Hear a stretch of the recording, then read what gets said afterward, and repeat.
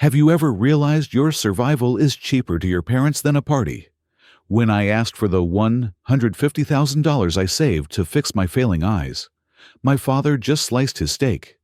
He told me my brother needed a debut party more than I needed to see. They did not just steal my money, they stole my light. This is not a story about forgiveness. This is the indictment of the destruction I rained down on my own family.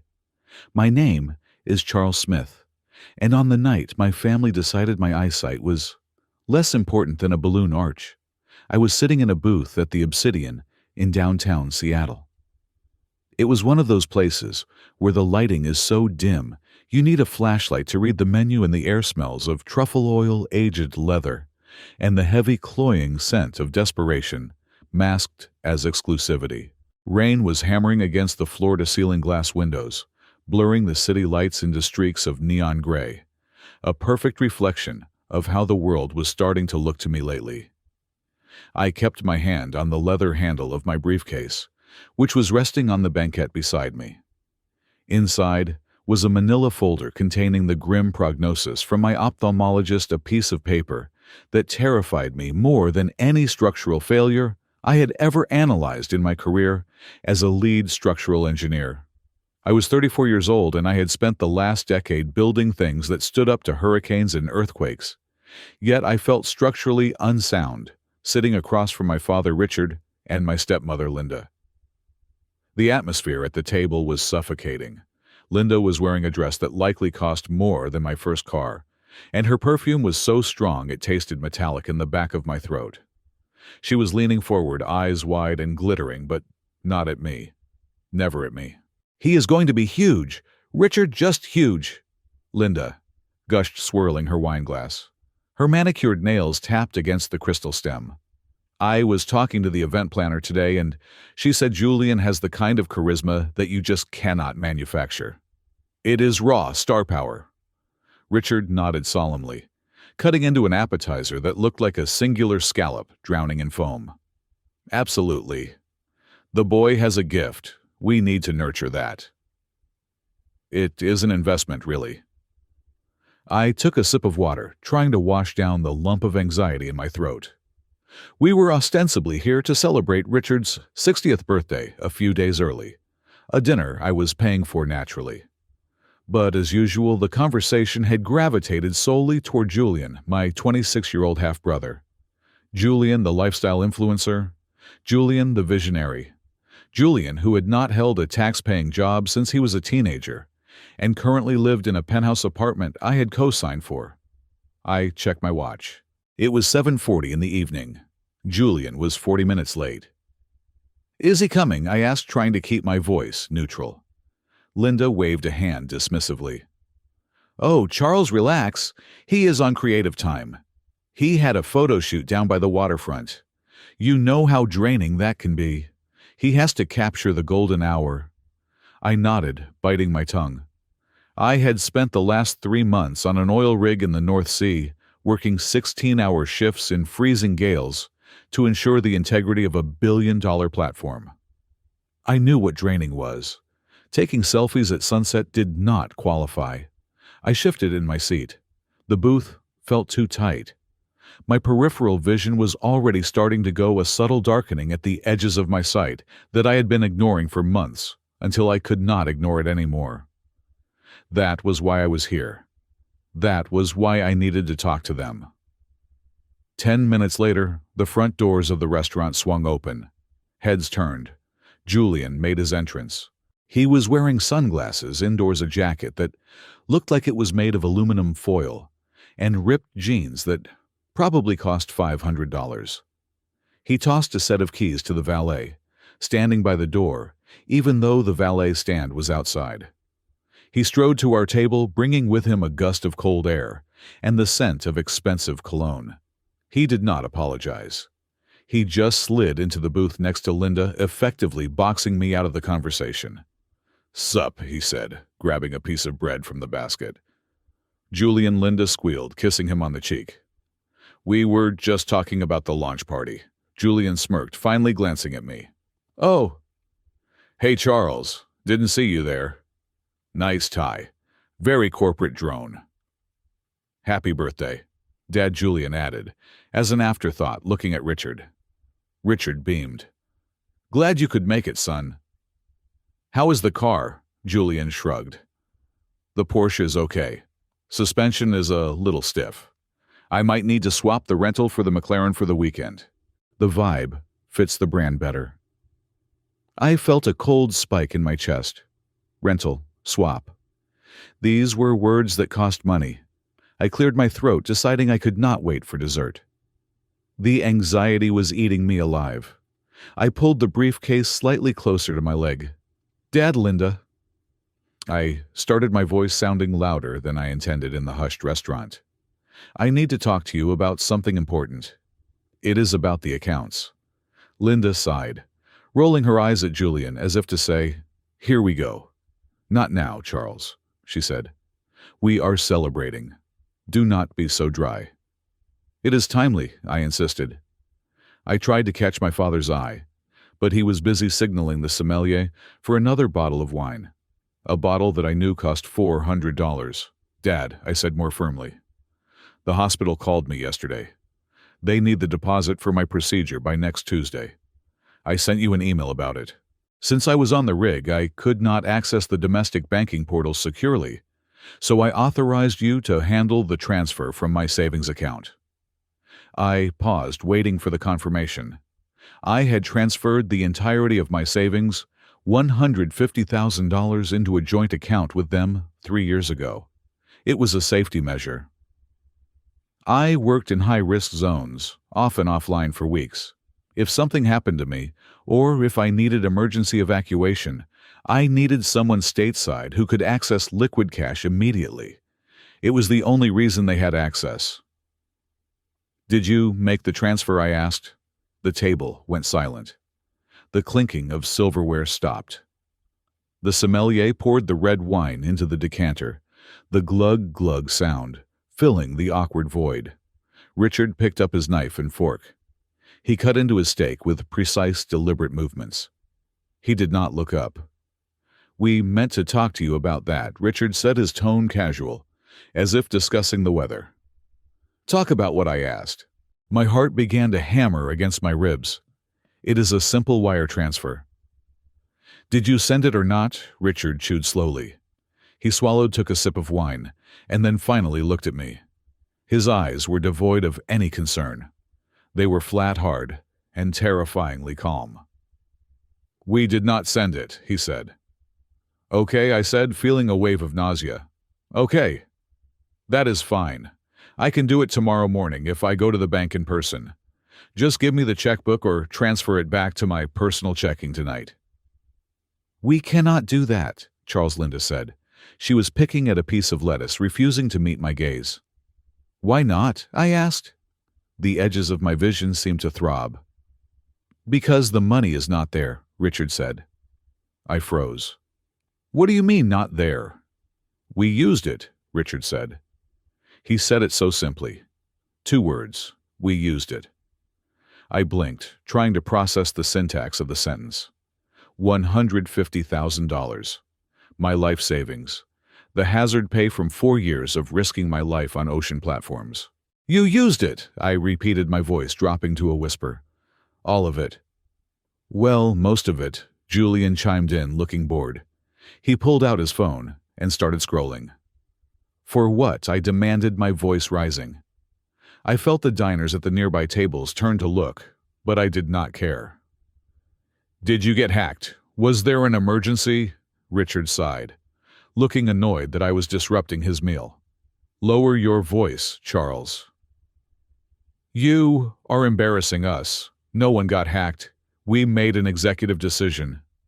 He pointed his steak knife at Julian. Your brother is at a critical juncture in his career.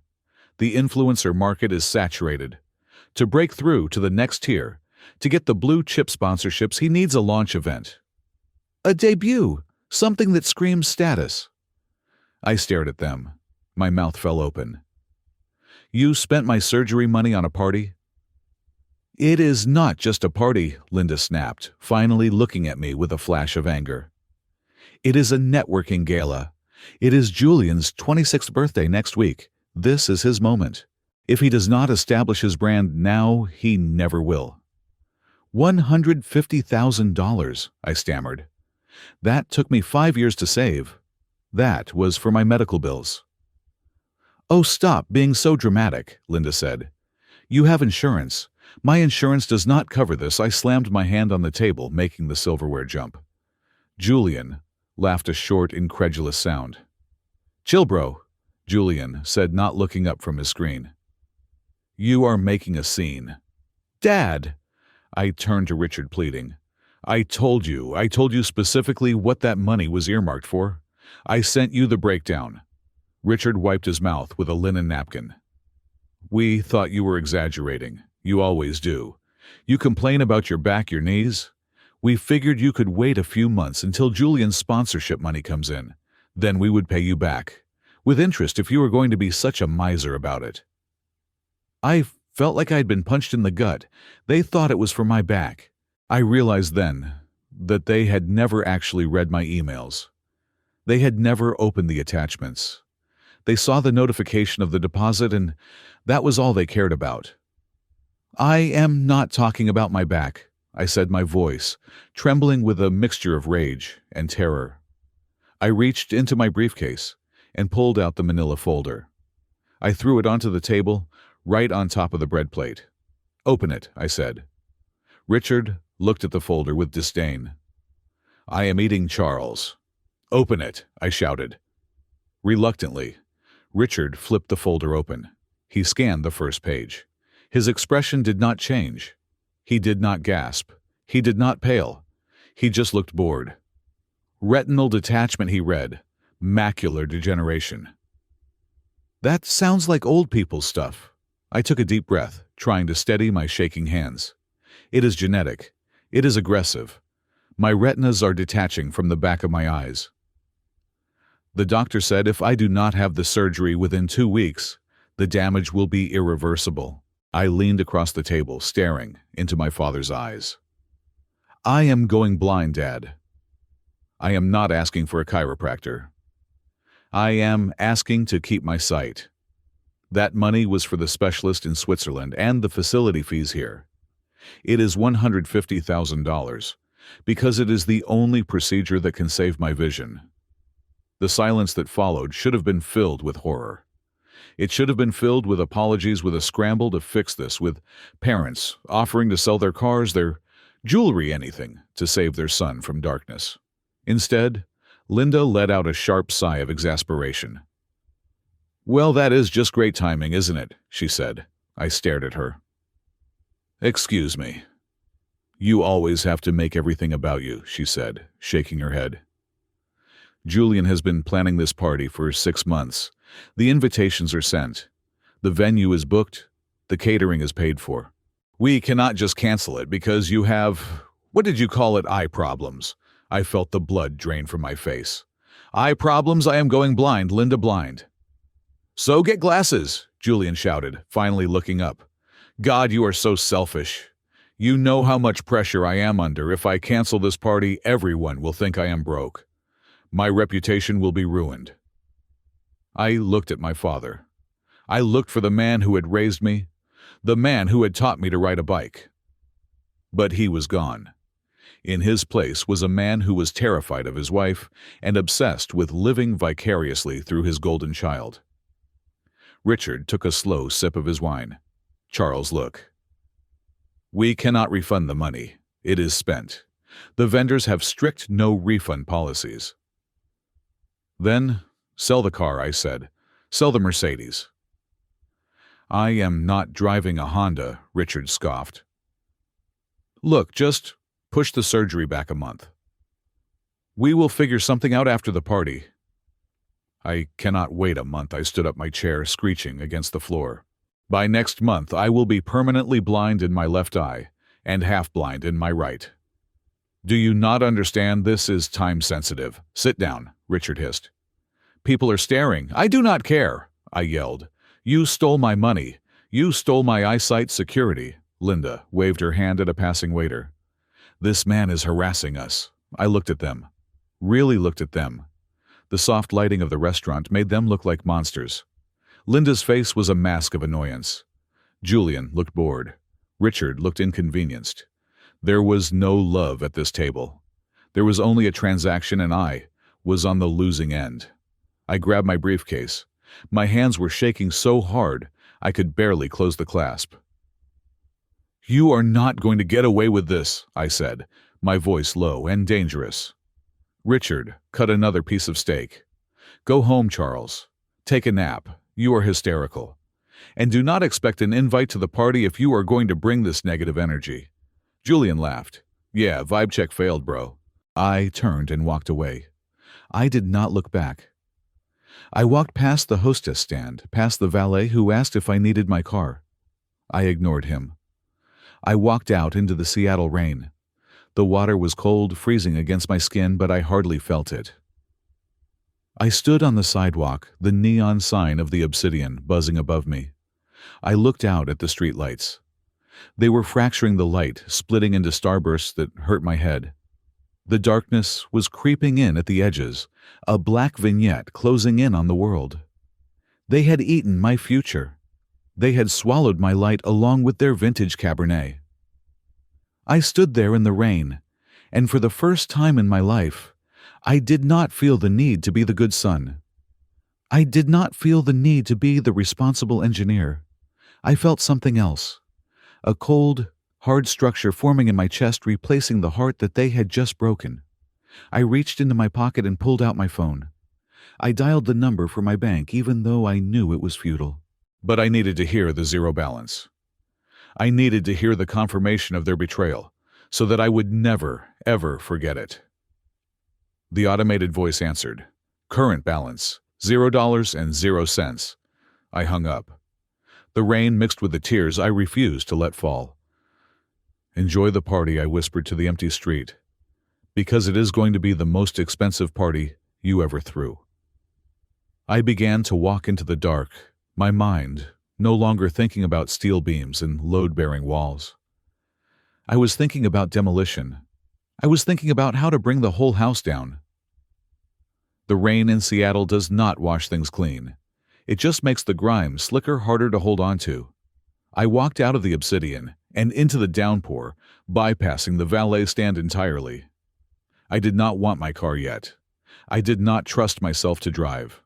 The rage coursing through my veins was doing something terrifying to my blood pressure and, in turn, to my eyes. The streetlights, usually distinct orbs of sodium orange and LED white, were beginning to smear. They stretched out like taffy, bleeding into one another, until the world looked like a watercolor painting left out in a storm. I stumbled toward a bus stop bench, the only dry spot within 50 feet, and sat down. My suit was soaked through the expensive wool clinging to my skin like a shroud, but the physical cold was nothing compared to the chill radiating from my chest. I closed my eyes, trying to shut out the visual distortion, but the darkness behind my eyelids was not empty. It was filled with the memory of a doctor's office in Zurich 2 years ago. That memory hit me with the force of a physical blow. I was sitting across from Dr. Weber, a specialist in hereditary retinal diseases. He had shown me the scans of my eyes. They looked like maps of a war zone. He told me that I had a rare genetic variant of macular degeneration. It was not the kind that old men get when they hit 80. It was aggressive, rapid, and cruel. He explained that without a specialized gene therapy and surgical reattachment procedure, one that was still considered experimental by American insurance companies, I would be legally blind by 35. The cost was astronomical. The travel, the facility fees, the specialized surgeons who did not take Blue Cross, the recovery time. I had done the math. I needed a safety net. I needed a war chest. That was why I took the job on the Leviathan, an offshore oil rig in the North Sea. For 2 years, I lived in a metal box surrounded by freezing black waterworking shifts that broke lesser men fixing structural integrity issues while gale force winds battered the steel.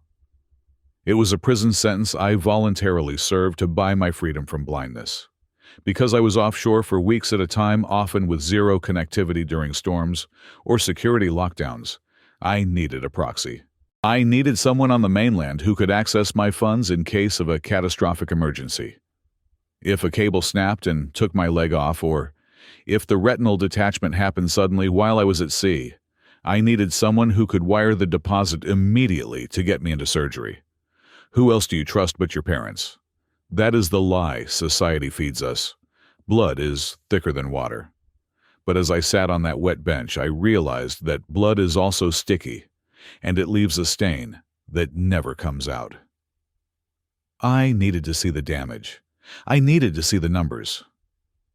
I pushed myself up and walked 3 blocks to a 24-hour internet cafe. My hands were shaking so badly, I could barely unzip my briefcase. I pulled out my laptop, the screen glowing harsh and bright in the dim room.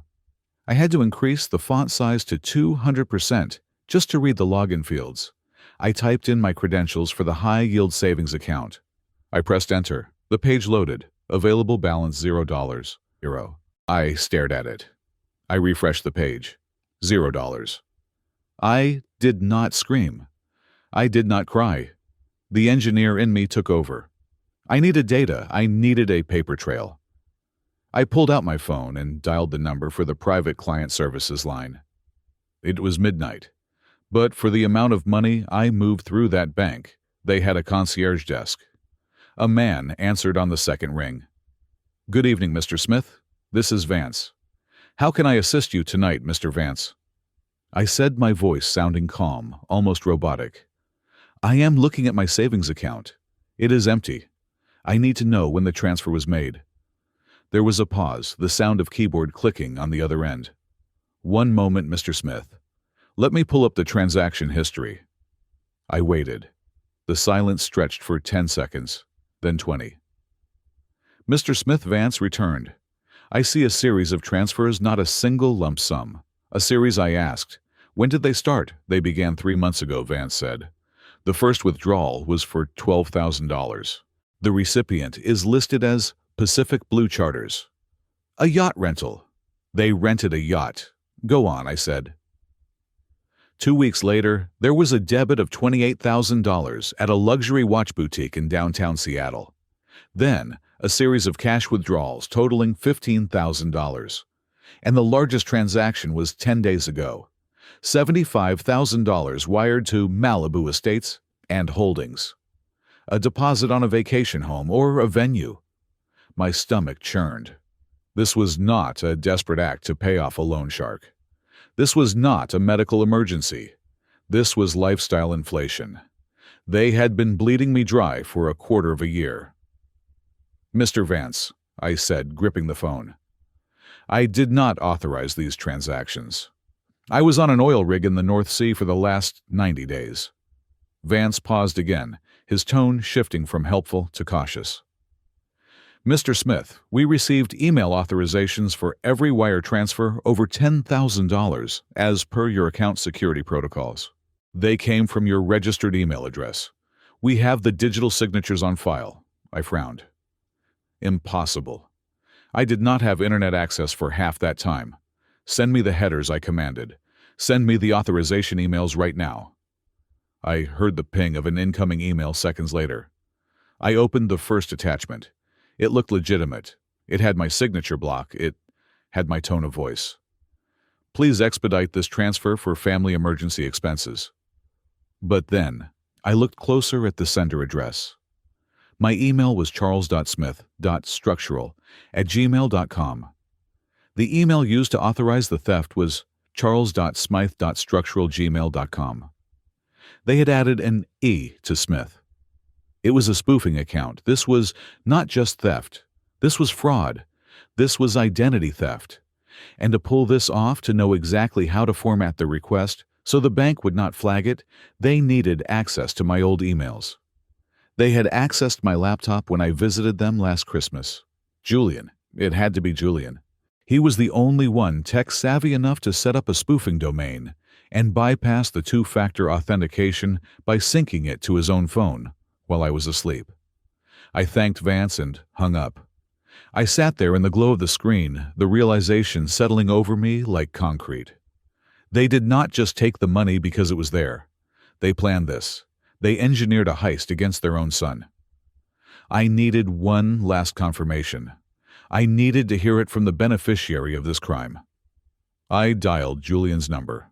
It rang 4 times before he picked up. The background noise was deafening heavy. Bass people shouting the distinct sound of a cork popping. "Hello," Julian shouted over the noise. "Who is this?" "It is Charles," I said.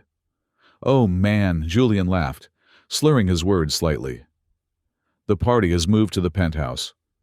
"You should come. Dad is doing shots, Julian," I said, cutting through his mirth. "I just got off the phone with the bank. I know about the email. Charles.Smythe with an E." The line went quiet on his end, or maybe he just stepped into a hallway. The music muffled slightly. "I do not know what you are talking about, Julian," said his voice instantly defensive. "Do not lie to me," I said. "You spoofed my email. You authorized the wires. You bought a Rolex with my retina surgery money." "Did you think I would not find out?" Julian let out a huff of breath, a sound of pure annoyance. "Look, Charles, stop being such a forensic accountant. Dad said it was fine. Dad said it was fine to commit a felony, I asked." "It is not a felony, it is. Family money," Julian snapped. "God, you are so tight. Dad told me you make like $1 million a year on those oil rigs. You are sitting on a dragon's hoard, while I am out here trying to build a legacy. I make that money. Because I risk my life," I said, my voice rising. "And I am losing my eyesight." "Oh, stop with the eye thing," Julian yelled. "Dad said you were just squinting because you stare at screens too much. You are fine. You are just jealous because I am finally making it. Consider it an investment. When I am famous, I will buy you 10 new eyes." "Okay." The callousness of it took my breath away. He truly believed he was the victim of my stinginess. He had justified the theft so completely in his mind that he felt entitled to the fruits of my labor. "I want the money back, Julian," I said. "Tonight." "Bro, it is gone," he laughed. "I am wearing the money. The party is the money. Just chill. We will pay you back when I get the sponsorship deal. Promise. Now I have to go." "I have guests who actually want to support me." The line clicked dead. I sat there holding the phone against my ear, listening to the dial tone. Something inside me snapped. It was not a loud snap. It was the quiet structural failure of a support beam that has been bearing too much weight for too long. I looked at the phone in my hand. It was the device that connected me to them. It was the device that allowed them to reach me, to guilt me, to lie to me. I stood up and walked to the brick wall of the cafe. With a motion that was calm, deliberate, and violent, I smashed the phone against the masonry. The screen shattered. The casing bent. I hit it again, and again, until it was nothing but a pile of plastic and glass on the pavement. I stared at the debris. The pain in my chest vanished. The anxiety that had been making my hands shake evaporated. In its place, a cold, numb void expanded. It was the feeling of dissociation. I was no longer Charles Smith, the son.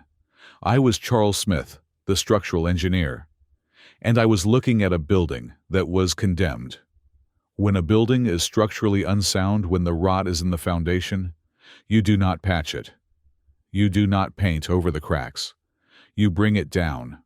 You control the demolition, so it does not hurt the surrounding structures, but you ensure the collapse is total. My vision blurred, again a wave of gray washing over my central field of view. I blinked, but it did not clear. I knew what it meant. The stress was accelerating the detachment. I had weeks, maybe days before the lights went out for good. I did not panic. Panic is an emotion. I was done with emotions. I picked up my briefcase and walked out of the cafe. I did not go back to my apartment. They had keys to that. Instead, I hailed a cab and gave the driver the address of a high-security hotel, downtown one, where anonymity was part of the service. As the cab wove through the rainy streets, I opened my laptop again. I was not checking my balance this time. I was opening a new document. I typed a header, Project Demolition. I began to list the assets, the Mercedes, the apartment lease, the credit cards, the reputation. They wanted to live like kings on my dime. Fine. I would show them what happens when the treasury runs dry. I would show them the true cost of the lifestyle they felt entitled to. I looked out the window. The city was a blur of lights, beautiful and broken. I am going to be blind, I thought. But before the darkness takes me, I am going to watch them burn. I am going to watch every single thing they built on my back turn to ash. The cab driver glanced at me in the rearview mirror. "You okay back there, pal?" "You look like you saw a ghost." I looked at him, my eyes hard and unseeing. "I am the ghost," I said. And I meant it. Charles the brother, Charles the son. He died in that restaurant. What was left was a phantom, a force of retribution that they would never see coming until it was too late. The morning sun hit the steel and glass of the Columbia Center with a glare that felt like a physical assault on my sensitive eyes. I did not go to the office. The structural integrity of the bridges and skyscrapers I was paid to monitor would have to hold without me for a day. I had a different kind of demolition to plan. I sat in a leather chair that cost more than my first car, staring across a mahogany desk at Elena Rostova. Elena was a shark in a tailored suit, a woman who specialized in forensic accounting and high-stakes family law. I had hired her because she had a reputation for being devoid of sentimentality. When you are asking someone to help you dismantle your own blood relatives, you do not want empathy. You want a weapon. Elena pushed a file across the desk toward me. Her manicured nails made a sharp clicking sound on the wood. "I have reviewed the unauthorized transfers and the email spoofing logs you sent over," she said, her voice cool and precise. "It is a compelling case for fraud, Charles. The modification of your email address by a single letter combined with the IP address tracing back to your father's home router constitutes identity theft and wire fraud. However, you need to understand the optics." She leaned back, studying me with calculating eyes. "If we file criminal charges against your parents and your brother, it will get ugly. Defense attorneys will paint you as a bitter, wealthy son persecuting his elderly parents over a misunderstanding. They will drag your medical history into the public record. They will claim you gave verbal consent. You will lose every mutual friend you have. You will be isolated." I looked at the blurry outline of the city skyline through her window. I thought about the darkness creeping in at the edges of my vision. I thought about Richard cutting his steak, while telling me my blindness was less important than a party. I turned back to Elena.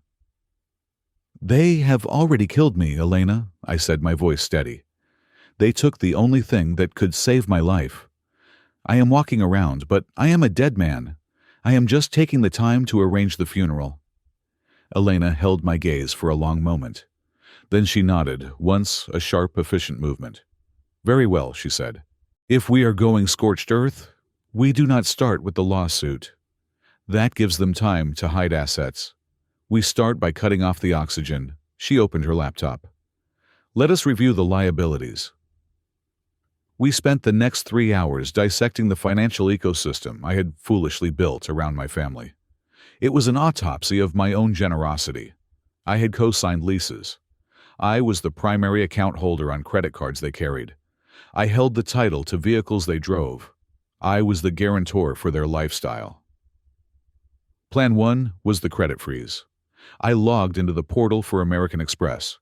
I saw the supplementary cards listed under my account, Linda Smith and Julian Smith.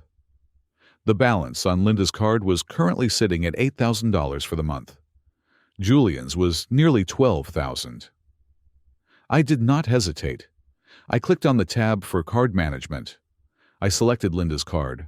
I hovered over the option that said Report Lost/Stolen, which would trigger an investigation, but Elena shook her head. "No," she instructed. "Just cancel them. If you report them stolen, the bank freezes the whole account, including yours. We need your liquid. Just terminate the authorization." I selected Cancel Card. Reason user no longer authorized. I click submit. The screen refreshed. Card ending in 4029 has been deactivated. I did the same for Julian. It took less than 10 seconds to cut off access to a combined credit limit of $50,000. It was terrifyingly easy. Plan 2 was the vehicle. My father drove a Mercedes S-Class sedan. It was a beautiful car, a symbol of the success he pretended to have. But the lease was in my name. I had signed for it 3 years ago when his credit score tanked due to a failed real estate venture. I paid the monthly premium of $1,200. I picked up my phone and called the leasing agency. "This is Charles Smith," I said to the agent. "I am the leaseholder for the vehicle with license plate number 792 Kilo Bravo ZCE. The vehicle is currently in the possession of a third party who has violated the terms of our usage agreement. I need to initiate a voluntary repossession." The agent on the other end hesitated. "Sir, if we repossess it will impact your credit score slightly." "Are you sure you do not want to just retrieve the keys?" "I do not want to see them," I said. "I want a tow truck at their driveway within the hour. I will pay the expedited recovery fee." Plan 3 was the apartment. Julian lived in a penthouse in Bellevue. The rent was $4,500 a month. I was the guarantor. Without my income backing the lease, Julian did not qualify for a broom closet in that building. I drafted an email to the property management company, copying Elena. I formally withdrew my guarantee for the lease, citing a breach of trust and financial instability on the part of the tenant. I attached a notarized letter Elena had prepared, stating that I would no longer cover any future defaults. Under the terms of the lease, this triggered an immediate review of the tenant's solvency. Since Julian had zero declared income, the eviction notice would be automatic and immediate. Finally, Elena drafted the cease and desist. It was a masterpiece of legal aggression. It demanded the immediate return of $150,000 within 48 hours. It cited the exact statutes of wire fraud and elder abuse, though in this case, the abuse was financial exploitation of a disabled person, which was technically what I was becoming. It stated clearly that failure to comply would result in the filing of a police report and a civil suit for treble damages. "Send it via courier," I told her. "I want them to have to sign for it." When I left Elena's office, I did not feel better. I felt cold. My chest was a hollow cavity where my heart used to be, but the day was not over. I had one more stop to make, and it was the one I dreaded the most. I took a taxi to the University of Washington Medical Center. I navigated the familiar hallways to the ophthalmology department, counting the steps, memorizing the turns, practicing for the day. I would not be able to see the signs. Dr. Evans was waiting for me. He looked at my chart, then at me, his expression grave. "Charles," he said, "we have you scheduled for surgery next Tuesday. Why are you asking to cancel?" "I am not canceling," I said, gripping the arms of the chair. "I am postponing. I cannot pay the deposit." Dr. Evans frowned. "We discussed this. The detachment is progressive. Every day you wait increases the risk of permanent blind spots. If the macula comes off completely, we cannot fix it." "I know," I said. "I need 30 days. 30 days is a gamble," he said bluntly. "I need you to give me something to hold it together," I said. "I read about steroid injections. I read about strict bed rest. Whatever it takes to buy me 4 weeks." Dr. Evans sighed, taking off his glasses. He looked tired. "Charles, I can give you an intravitreal injection of gas to press the retina back against the wall of the eye. But you will have to keep your head positioned face down for at least 16 hours a day. And even then, it is a stopgap. It is painful, and it is disorienting." "Do it," I said. The procedure was excruciating. A needle into the eye is a primal horror that no amount of numbing drops can fully erase. When I walked out of the clinic an hour later, I was wearing an eye patch over my left eye, and my head throbbed with a dull, sickening pressure. My depth perception was gone. The world was flat and dangerous, but I had bought myself a month to fight. The fallout began at 4 in the afternoon. I knew the exact moment Plan 1 hit its target. I was checking into a short-term corporate apartment on the other side of the city, a place with 24-hour security and a concierge who did not know my name. My phone buzzed. Then it buzzed again. Then it started a continuous vibration that made my hand numb. I looked at the screen. Mom calling. I did not answer. 10 minutes later, a notification popped up from the bank app. Transaction declined. The Obsidian Spa. Amount $340. Linda had tried to pay for her weekly facial, and the card had bounced. I could picture the scene. The receptionist whispering politely, Linda laughing nervously, trying it again, and then the slow, creeping realization of humiliation as the queue built up behind her. 20 minutes later, another notification. Transaction declined Chevron station. Amount $80. That was Julian. He was probably trying to fill up the rental sports car. Then the text started rolling in. Charles, what is going on? My card is not working. My card is... Linda, pick up the phone. This is not funny. I am at the spa. Linda, dude, did you cut me off? I am stuck at a gas station. I look like an idiot. Julian, your father is trying to drive to the club and the tow truck is blocking the driveway. Call them off immediately. Have you lost your mind? Linda. I sat on the floor of my new empty apartment. I had not unpacked. I just sat there in the dark watching the screen light up with their panic. Then came the voicemails.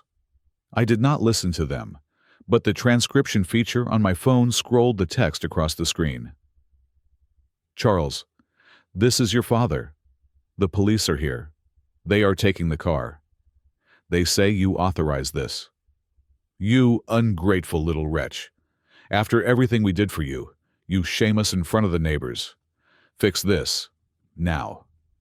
The messages shifted rapidly from confusion to anger and then to pure distilled malice. You are a monster. You are jealous of Julian. I hope you go blind. You deserve it. That last one was from Julian. I hope you go blind. I stared at those 5 words. They were the confirmation I needed. Any lingering doubt, any tiny fragment of guilt about leaving them stranded evaporated instantly. They did not care about me. They never had. I was a utility to them. I was electricity. I was running water. And now that the service had been shut off, they were not worried about the provider. They were just angry that the lights were out. I took the SIM card out of my phone. I snapped it in half just like I had smashed the phone itself the night before. I inserted a new prepaid SIM card I had bought at a convenience store. I had already distributed the new number to my office and to Elena. No one else. I set up a call forwarding protocol on my old number through the carrier's online portal. It was a trap. Any call coming to my old number would be automatically forwarded to a cloud-based voicemail system that recorded everything. Every threat, every scream, every admission of guilt would be captured, time-stamped, and stored on a secure server. I was no longer Charles Smith, the victim. I was a ghost. I was invisible to them, but I was watching their every move. I walked to the window of the apartment. It was on the 22nd floor. I could see the city spread out below me, a grid of lights fighting back the night. My left eye was dark behind the patch, and my right eye was tired, but my vision was clear. I opened my laptop and pulled up the tracking software for the courier service. Status delivered. Signed for by R. Smith at 6:45 post-meridium. They had the letter. They knew the deadline. 48 hours. The clock had started.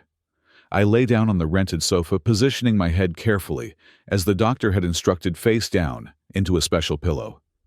It was uncomfortable. It was lonely. The silence in the apartment was absolute. But for the first time in 48 hours, the crushing weight on my chest was gone. The machinery of justice had been switched on, and it hummed with a low, terrifying vibration. Let them scream, I thought, closing my one good eye. I am recording every word. The 48-hour deadline came and went in silence. There was no knock on the door from a courier returning a check. There was no email notification of a wire transfer. I sat in the darkened living room of the corporate apartment, my head still throbbing from the gas injection procedure, waiting for the surrender. I expected them to be scared. I expected them to realize that for the first time in his life, Charles the doormat had become Charles the wall. I underestimated them. I made the classic mistake of projecting my own logic onto narcissists. I assumed that when caught in a lie, people try to minimize the damage. But narcissists do not de-escalate. When you back a rat into a corner, it does not surrender. It leaps for your throat. The attack did not come through lawyers, at least not at first. It came through the screen of my laptop. It was Tuesday evening when the notifications began to cascade down my screen. My private Instagram account, which I rarely used, suddenly had 99 pending requests. My LinkedIn profile, usually a quiet space for structural engineering articles, was being flooded with comments. Monster. How could you do that to your own mother, ungrateful son? My stomach twisted. I clicked on a link a stranger had sent me. It led to a live stream on Julian's channel. The video had been posted 2 hours ago. It already had 50,000 views. I clicked play. The scene was carefully staged. Julian was sitting on the floor of the penthouse living room, the very apartment I was paying for, bathed in the soft, sympathetic glow of a ring light. He was wearing a simple gray t-shirt, not his usual designer logos. He looked disheveled, his hair purposefully messy. Beside him sat Linda and Richard. My father looked frail, slumped over, holding a tissue. Linda was wiping her eyes, her mascara artfully smeared just enough to suggest tragedy, but not enough to ruin her aesthetic. "Hey, guys," Julian whispered into the microphone, his voice trembling. "I did not want to make this video, I really didn't. We try to keep our family matters private, but we are desperate." He took a deep breath, looking directly into the camera lens with wet, pleading eyes. My brother Charles decided to evict us. Today, he cut off my parents' credit cards. He took my dad's car away. My dad is 60 years old, guys. He has a heart condition. And Charles, he just stripped everything away because he is going through a phase. Linda leaned in, her voice cracking perfectly. We tried to talk to him. We told him we loved him. But ever since he got that big promotion, he has changed.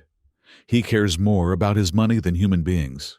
He is demanding we pay him back a gift he gave us years ago, or he will put us on the street. Richard looked up, playing the part of the broken patriarch. I raised him. I sacrificed everything for him. And now, in my twilight years, he treats me like a criminal over a misunderstanding. Julian squeezed his hand. We are scared, guys. We do not know where we are going to sleep next week. I am trying to build my business, trying to make something of myself. And my own brother is trying to crush me out of jealousy. If you can spare anything, the link to the donation fund is below. Please, help us fight this legal bullying. I stared at the screen, my blood turning to ice. They had weaponized their victimhood. They had taken the exact crime they committed against me, stealing my money, and inverted it. In their version, I was the predator. I was the wealthy, heartless engineer bullying his poor elderly parents and struggling artist brother. The internet, specifically Julian's army of followers who lacked the critical thinking skills to question a narrative, swallowed it whole. They did not ask for receipts. They did not ask for the other side of the story. They just saw a crying mother and a handsome, sad boy, and they sharpened their pitchforks. I closed the laptop, my hand shaking. The gas bubble in my eye shimmered, distorting the room. The next morning, the war moved from the digital world to the physical one. I was not at the office, having taken sick leave for the eye procedure, but my phone rang at 9 in the morning. It was the director of human resources at my firm. Charles, she said, her voice stiff and formal. We need you to come in, immediately. I cannot drive, I said. I had surgery yesterday. "Take a cab," she said. "This is not a request." When I arrived at the firm, the atmosphere was radioactive. I could feel the eyes of the junior engineers burning into my back as I was escorted not to my office, but to the conference room on the executive floor. My boss, Director Sterling, was there. So was the company's legal counsel. Sterling did not offer me a seat. He slid a piece of paper across the polished table. "We received a call this morning," Sterling said, his voice low and furious. "From a Mrs. Linda Smith." I closed my eyes. "Linda. She claims," Sterling continued, "that the reason you are harassing your family for money is that you have a significant substance abuse problem, specifically cocaine and opioids. She claims you have debts to dealers. And more concerning for this firm, she alleged that you have been misappropriating company funds to support this habit." I stood up, slamming my hands on the table. "That is a lie, a complete malicious lie. You know me, Sterling. I have worked here for 10 years. I am the most boring man in this building." Sterling held up a hand. "It does not matter what I know, Charles. It matters what is liable. She sent us screenshots of text messages. He showed me the printouts. They were fake, clumsily faked, but damaging.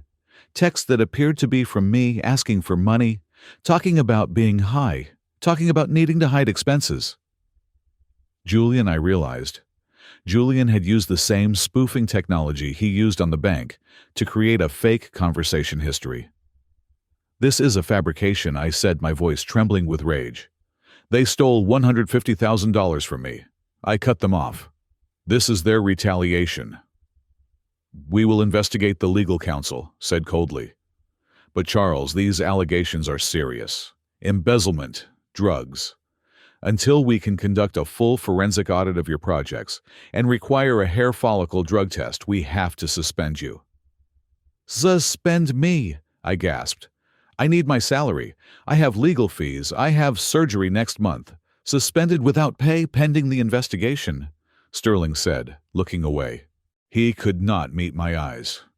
"I am sorry, Charles, but the reputational risk, if clients hear about this, we cannot have a lead engineer who is compromised. Hand over your badge and laptop." I walked out of the building 10 minutes later, carrying a cardboard box with my personal effects. I stood on the sidewalk, the rain misting against my face. I had no job. I had no access to my savings. My credit was fine, but my liquidity was drying up, and my name was being dragged through the mud by thousands of strangers online. I sat on a park bench, the gray sky reflecting the gray despair in my soul. I checked my burner phone. There was a new message from a number I did not recognize, but I knew who it was. "See what happens when you play tough guy," the message read. "You are nothing without us.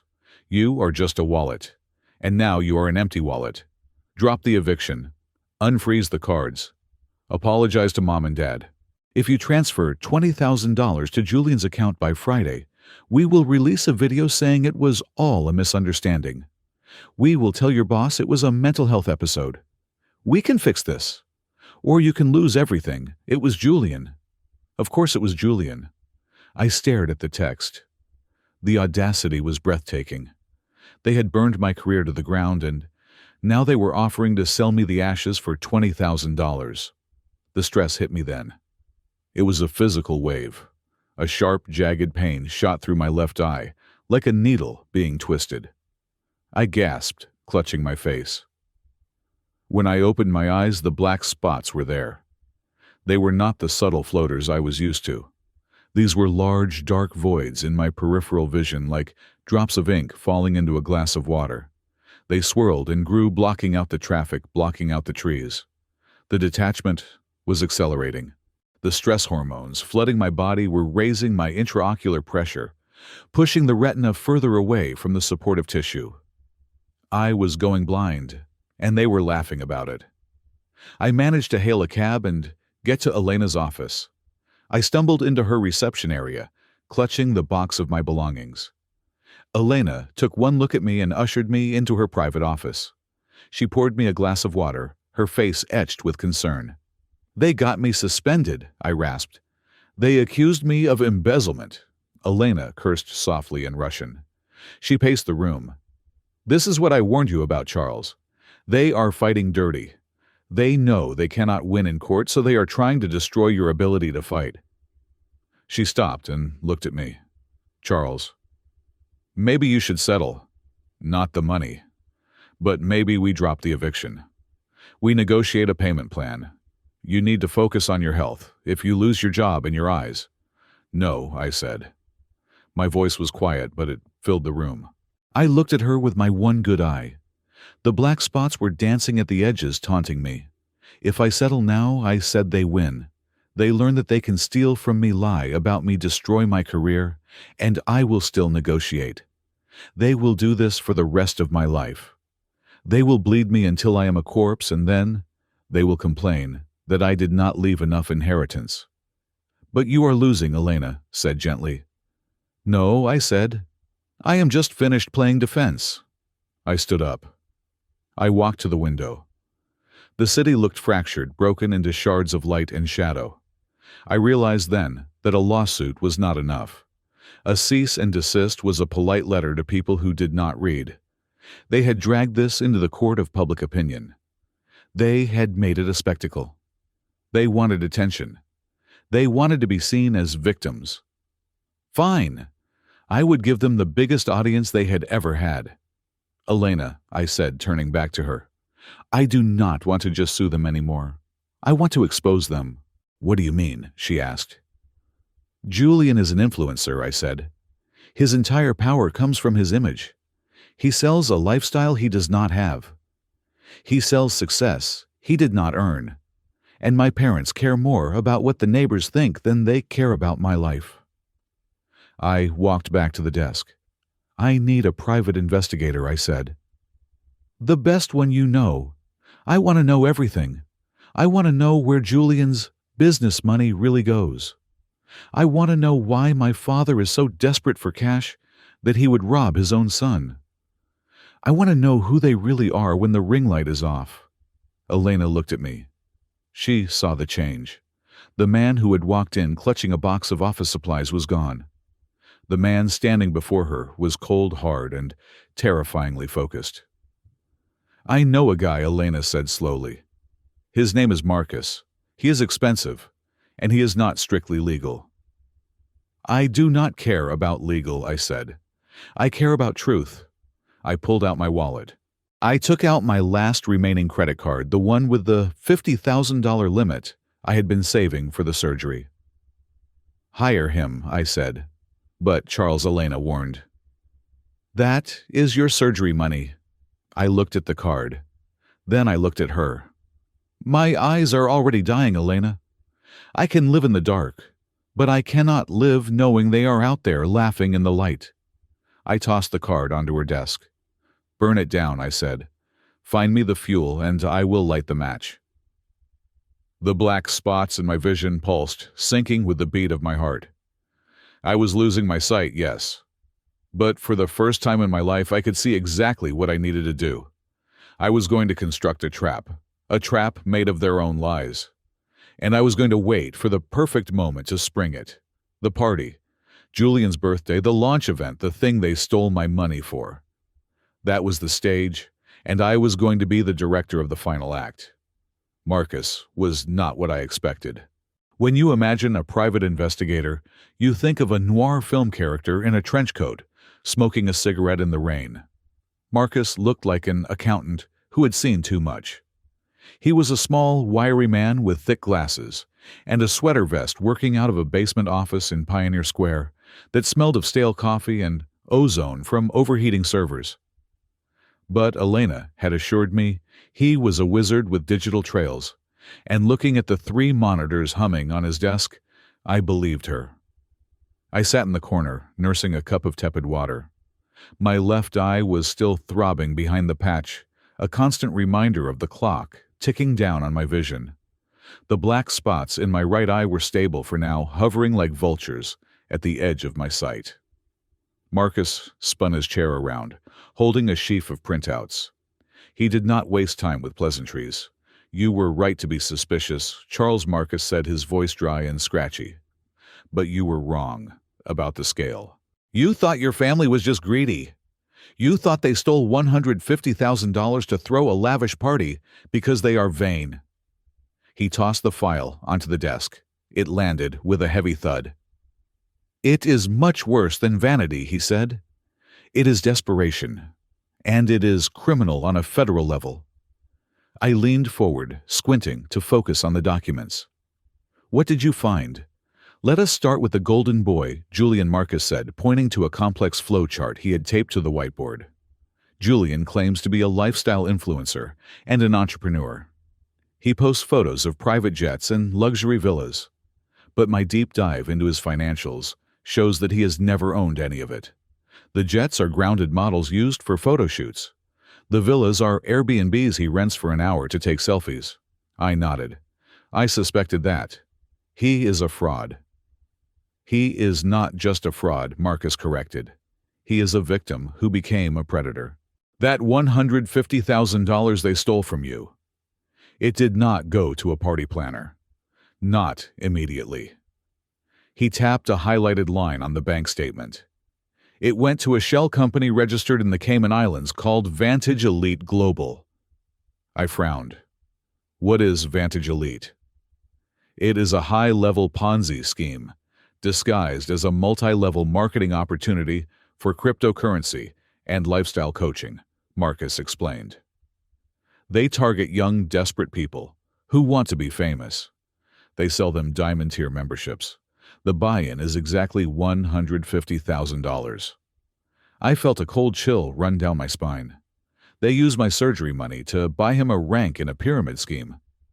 Exactly, Marcus said. By buying the diamond tier, Julian gets the title of Regional Vice President.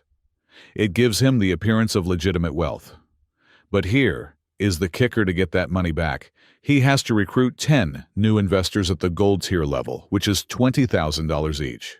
The realization hit me like a physical blow. The party, the frantic need for a launch event, the guest list full of rich kids and aspiring influencers. The birthday party is a recruitment drive, I whispered. Bingo, Marcus said. He is not throwing a party to celebrate his birth. He is throwing a sales pitch. He needs to close 10 deals that night or he loses his status, and your money is gone forever. He is desperate. That is why they attacked you so viciously when you tried to stop the cash flow. You were not just stopping a party. You were collapsing his entire house of cards. I sat back, rubbing my temples. It was pathetic. It was horrifyingly pathetic. But what about my parents? Why would they go along with this? Richard is a businessman. He knows how these things work. Marcus let out a short, humorless laugh. He pulled out a second file.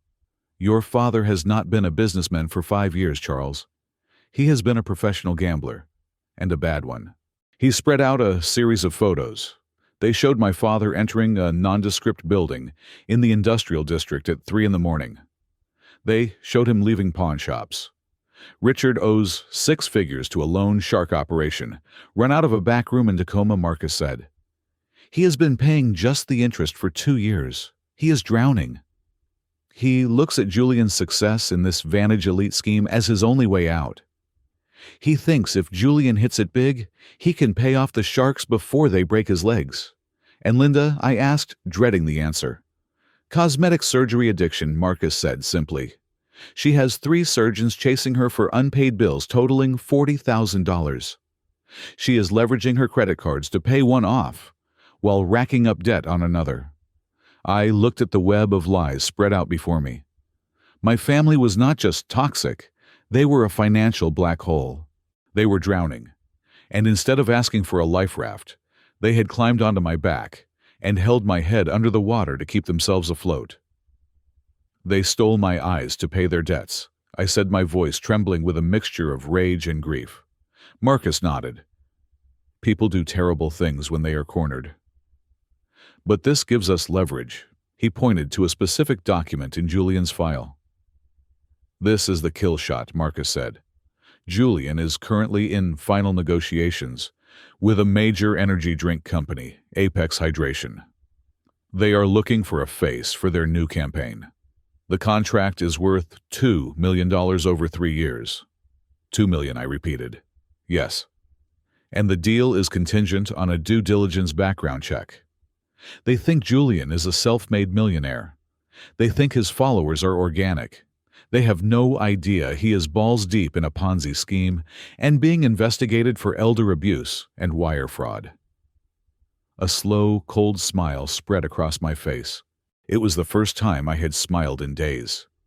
If they find out the deal dies, I said. Instantly, Marcus agreed. And Julian is banking everything on this. He has already spent the signing bonus in his head. I stood up. I paced the small office, my mind racing. The plan I had been forming began to crystallize into something sharp and deadly. I need everything, Marcus, I said. I need the transaction logs to Vantage Elite. I need the loan shark debts. I need the unpaid plastic surgery invoices. And I need proof that the attendees of the party are being targeted for a scam. I have it all, Marcus said. What are you going to do? Send it to the police? I shook my head. The police take too long, and a quiet arrest is too good for them. They wanted a spectacle. They wanted to be stars. I am going to give them the spotlight they deserve. I left Marcus's office with a flash drive that felt heavier than a brick in my pocket. My next stop was my own firm. I walked into the lobby of the engineering firm that had suspended me. The security guard, a man I had known for years, looked at me with pity and moved to block my path. I cannot let you up, Charles, he said apologetically. You know the protocol. I am not here to work, Jerry, I said, holding up a manila envelope. I am here to clear my name. Call Director Sterling. Tell him if he does not see me for 5 minutes, I will file a lawsuit for wrongful termination that will make the news. 10 minutes later, I was back in the conference room. Sterling looked uncomfortable. The legal counsel looked bored. I did not sit down. I threw the envelope onto the table.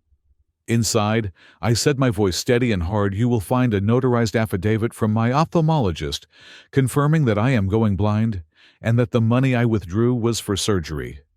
You will find a forensic report from a licensed private investigator tracing the IP address of the spoofed emails to my father's house. And you will find the bank record showing that the money you accused me of embezzling simply does not exist because I never took it. Sterling opened the envelope. He read the summary. His face went pale. He looked at the lawyer, who was suddenly sitting up straighter, reading the documents over Sterling's shoulder. This is authentic, Sterling asked. Verify it, I challenged. Call the bank, call the doctor. I will wait. They stepped out of the room. I stood there looking at the city view that I might never see clearly again. I felt a strange sense of calm. I had nothing left to lose. When they returned 20 minutes later, the atmosphere had shifted completely. Sterling looked horrified. The lawyer looked terrified of a liability lawsuit. Charles Sterling began, his voice shaking slightly. We owe you a profound apology. The accusations from your mother seemed credible at the time. They were designed to be credible, I said, cutting him off. They are professional liars. I do not want an apology, Sterling. I want my job back, and I need help. Anything, Sterling said. Name it. I need the cybersecurity team, I said. My family has compromised my personal data. They have access to my clouds, my old emails, my contacts. I need to lock them out, and I need to secure the evidence I have gathered so they cannot delete it remotely. Done, Sterling said immediately. I will assign the head of IT security to you personally, and Charles, the company, will advance you the funds for your surgery. We will treat it as an interest-free loan. You should not have to wait. I felt a lump form in my throat. After the betrayal of my own blood, the kindness of this corporate entity felt overwhelming. Thank you, I said softly, but I cannot do the surgery yet. I have one more structural flaw to fix first. I spent the rest of the day with the IT team. We built a digital fortress around my life. We changed every password-enabled hardware keys for two-factor authentication and traced every unauthorized login. We found spyware on my laptop installed by Julian, no doubt, and removed it. Then we went on the offensive. I drafted an email. It was addressed to the Chief Legal Officer and the Vice President of Marketing at Apex Hydration. Subject: due diligence report regarding Julian Smith and the Vantage Elite affiliation. I attached the dossier. I included the proof of the Ponzi scheme. I included the fake follower audits. I included the evidence of the stolen funds used to stage his wealth. But I did not send it. Not yet. I scheduled the email to be sent automatically. I set the timer for 8 o'clock in the evening on Saturday. Saturday was the party. At 8 o'clock, Julian would be on stage. He would be making his big speech. He would be unveiling his partnership with Apex Hydration. And at exactly that moment, the executives at Apex would receive proof that their new star was a criminal fraud. But I was not done. I wanted the people in the room to know too. I wanted the investors to know they were being hunted. I contacted Marcus again. "Can you get access to the audiovisual system at the venue?" I asked. Marcus typed for a moment. "It is a rented villa in Malibu. Smart home system. Poorly secured Wi-Fi. Give me 2 hours, and I can own the screens." "Good," I said. "I have some content I want you to queue up." I spent the night editing. I took the audio recordings of the voicemails they had left me, the nasty, vile threats. I took the bank statements showing the theft. I took the photos of Richard entering the gambling den. I wove them together into a presentation that was not a celebration of life, but an autopsy of character. I called it The True Cost of a Party. As I worked, I felt the darkness pressing in. My vision in the right eye was getting worse. The text on the screen was hard to read. I had to use the accessibility zoom features, but I did not stop. I was an engineer. I was building a demolition charge, and I had to make sure the wiring was perfect. At 3 in the morning, I finished. I sat back exhausted, my head pounding. The trap was set. The bait was laid. My phone buzzed. It was a text from Julian. "Last chance, bro. Send the money or we release the next video. We are going to say you hit mom." I looked at the message. A week ago, it would have broken me. Now it just felt like reading the desperate scratching of a rat in a trap. I did not reply. I closed my laptop. I went to the window and looked out at the city rain. "Happy birthday, Julian," I whispered into the darkness. "I got you exactly what you deserve."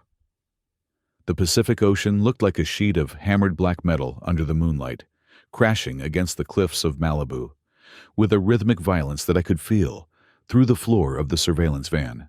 I was not at the party. I was parked 2 blocks away, nestled in a service alley behind a row of overflowing dumpsters, sitting in a cramped vehicle that smelled of ozone-stale coffee and the unique, nervous sweat of a private investigator. Marcus sat next to me, his face illuminated by the blue glow of 4 different monitors. His fingers danced across a mechanical keyboard, the clicking sound, the only noise in the van aside from the hum of the cooling fans. On the screens before us, the interior of the rented villa was displayed in high-definition clarity. We had hacked into the venue's security cameras, the hired videographers' live feed, and even the smart home system that controlled the lighting and sound. It was 8 o'clock in the evening. The party, dubbed the Ascension, was in full swing. On screen 2, I watched my brother. Julian looked like a prince from a fairy tale written by a marketing algorithm. He was wearing a white tuxedo, with gold lapels, a glass of champagne in one hand, and a microphone in the other. He was working the room, moving between clusters of guests, with that practiced, shark-like grin I knew so well. The guests were a mix of B-list celebrities, Instagram models with vacant eyes, and the primary targets young, hungry, aspiring entrepreneurs who had scraped together $20,000 to buy into the gold tier of the Vantage Elite scheme. I watched Julian place a hand on the shoulder of a nervous-looking young man in a cheap suit. I could not hear the audio from that specific conversation, but I could read Julian's body language. The intense eye contact. The firm nod. The gesture toward the luxury car parked on the lawn, a rented Lamborghini that Julian was pretending to own. He was selling the dream. He was reeling in the catch. On screen 3, I saw my parents. Richard and Linda were holding court near the infinity pool. Richard was smoking a cigar that looked comically large in his hand. He was laughing, throwing his head back, playing the role of the benevolent patriarch of a dynasty. Linda was showing off a diamond bracelet to a group of women. I zoomed in on the jewelry. It was real. She had likely charged it to one of the few credit cards I had missed, or perhaps she had pawned something else to get it. It did not matter. By tomorrow it would be evidence. "They look happy," Marcus muttered, adjusting a slider on his audio mixer. "They look relieved," and I corrected him, my voice cold. "They think they got away with it. They think my silence over the last 48 hours was surrender. They think I am at home crying in the dark while they spend my sight on premium vodka." I checked the time. 8:15. The keynote speech was scheduled for 8:30. "Are the files queued?" I asked. Marcus nodded. "Audio is synced. Video is rendered. I have a back door into the main LED wall behind the stage. As soon as you give the word, I cut their feed and inject ours." I leaned back, watching the screen. My left eye was aching a dull throb behind the patch, but my right eye was fixed on Julian. I felt no guilt. I felt no hesitation. I was an engineer and I was watching a controlled demolition. The charges were set. The perimeter was clear. All that was left was to push the plunger. At 8:30 sharp, the lights in the villa dimmed. A spotlight rented at an exorbitant cost cut through the darkness and hit the stage. The DJ cut the music. A hush fell over the crowd of 200 people. Julian bounded onto the stage, beaming. The applause was loud, fueled by the open bar and the desperate hope of the investors that they were in the presence of greatness. "Thank you. Thank you all," Julian shouted into the microphone. His voice boomed through the speakers and into our van. He paced the stage, soaking in the adoration. "They told me I was too young," Julian began launching into his rehearsed speech. "They told me I did not have the background. They told me I needed a degree, a boss, a 9-to-5 job. But I said no. I said I am going to build my own destiny." I watched Richard and Linda in the front row. They were clapping harder than anyone. They were looking up at him with tears in their eyes, not tears of pride, but tears of salvation. He was their ticket out of debt. "I built this empire from nothing," Julian yelled, throwing his arms wide. "No handouts, no trust funds, just blood, sweat, and vision. And tonight I am here to tell you that you can do it too. You can join me at the top," the crowd cheered. The live stream viewer count displayed in the corner of Marcus's screen ticked up to 100,000. "But that is not all," Julian continued, lowering his voice to a conspiratorial whisper. "Tonight, I have a special announcement. A partnership that validates everything we have built. I am proud to announce that I am the new face of Apex Hydration." He gestured to the side of the stage. A representative from Apex, a tall man, in a sharp gray suit, stepped forward, waving stiffly to the crowd. He held a large ceremonial contract board. "This is the moment," I said to Marcus. Julian turned to the giant LED screen behind him. "Watch this video. This is the future." He pointed at the screen. The music swelled. The logo for Apex Hydration appeared. "Now," I said. Marcus hit the enter key. On the screen in the villa, the Apex logo glitched. It froze, distorted, and then vanished. The triumphant music cut out with a sharp, ugly screech of feedback that made the guests cover their ears. For 3 seconds, there was dead silence. Julian tapped his microphone, looking confused. "Tech, we have a problem." "Tech," then the screen went black. A moment later, a waveform appeared, a simple white audio visualization line against a stark black background. And then a voice filled the villa. It was not the voice of a narrator. It was the voice of Linda Smith. The audio quality was crystal clear, taken from the phone tap I had set up days ago. Voice of Linda. "It is $150,000, Richard. If we take it, he cannot do the surgery. He will go blind," the crowd gasped. It was a collective intake of breath that sounded like the air being sucked out of the room. Julian froze on stage, his smile faltering. Then Richard's voice boomed through the speakers. Voice of Richard. "He has glasses, Linda. He is just being dramatic. Besides, Julian needs this. The party is an investment. Charles is just a worker bee. He exists to support the family. We take the money. We forge the signature. He will never know until it is too late." Julian turned pale. He looked frantically toward the sound booth, making a cutting motion across his throat. "Cut it. Cut it off." But Marcus had locked the system. The volume only got louder. Voice of Linda. "But what if he sues us?" Voice of Richard. "Let him sue. He is weak. We will tell everyone he is on drugs. We will destroy his reputation before he even gets a lawyer." On the giant screen, the visual changed. The waveform disappeared, replaced by high-resolution scans of bank statements. The numbers were highlighted in red. Wire transfer $150,000. Source Charles Smith Medical Trust. Destination Vantage Elite Global Ponzi Scheme. A collective murmur of shock rippled through the crowd. Phones were raised. The live stream chat, which I could see on the side monitor, went nuclear. The comments shifted instantly from King and Goals WTF and Scammer. Then the final image appeared on the screen. It was huge white text on a black background, impossible to miss. Sponsored by my brother's failing eyesight. I watched the Apex Hydration representative. He was staring at the screen, his face a mask of horror. He pulled out his phone and checked his email, the email I had timed to arrive exactly at this moment. He read the subject line. He opened the attachment. He looked up at Julian. The look on his face was not confusion. It was disgust. The Apex rep walked onto the stage. He did not ask for the microphone.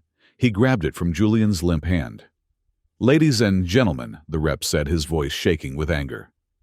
Apex Hydration was not aware of these allegations. "We conduct business with integrity." He looked at Julian, who was trembling, sweat beading on his forehead. "This contract is terminated immediately," the rep announced. "We are pulling our sponsorship." He dropped the microphone. It hit the stage with a thud that echoed like a gunshot. The spell broke. The investors in the audience, the people who had been promised wealth and success, realized in a split second that they were standing in a trap. "You stole his money," someone shouted from the back. "Is this a Ponzi scheme?" another voice screamed. "Where is my buy-in? Where is my $20,000? Panic is a contagious thing. It moved through the crowd like a wave. The guests surged toward the stage. Champagne glasses were dropped, shattering on the patio stones. Julian backed away, holding his hands up. No, wait, it is a deep fake. It is my brother is jealous. He is lying." But no one was listening. Richard tried to intervene. He scrambled onto the stage, grabbing the microphone from the floor. "Listen to me." He bellowed, his face red. "My son is a legitimate businessman. This is a technical glitch." Everyone remained calm. Someone threw a hors d'oeuvre at him. Then a drink. Then a shoe. "Give me my money back." A woman in a red dress screamed, clawing at the edge of the stage. "You said this was risk-free." I watched on the monitor as the security guards, who had been hired to keep people out, suddenly found themselves trying to protect Julian from his own guests. They formed a ring around him, but they looked uncertain. They were not paid enough to fight a riot. "Time for the finale," I said to Marcus. Marcus nodded.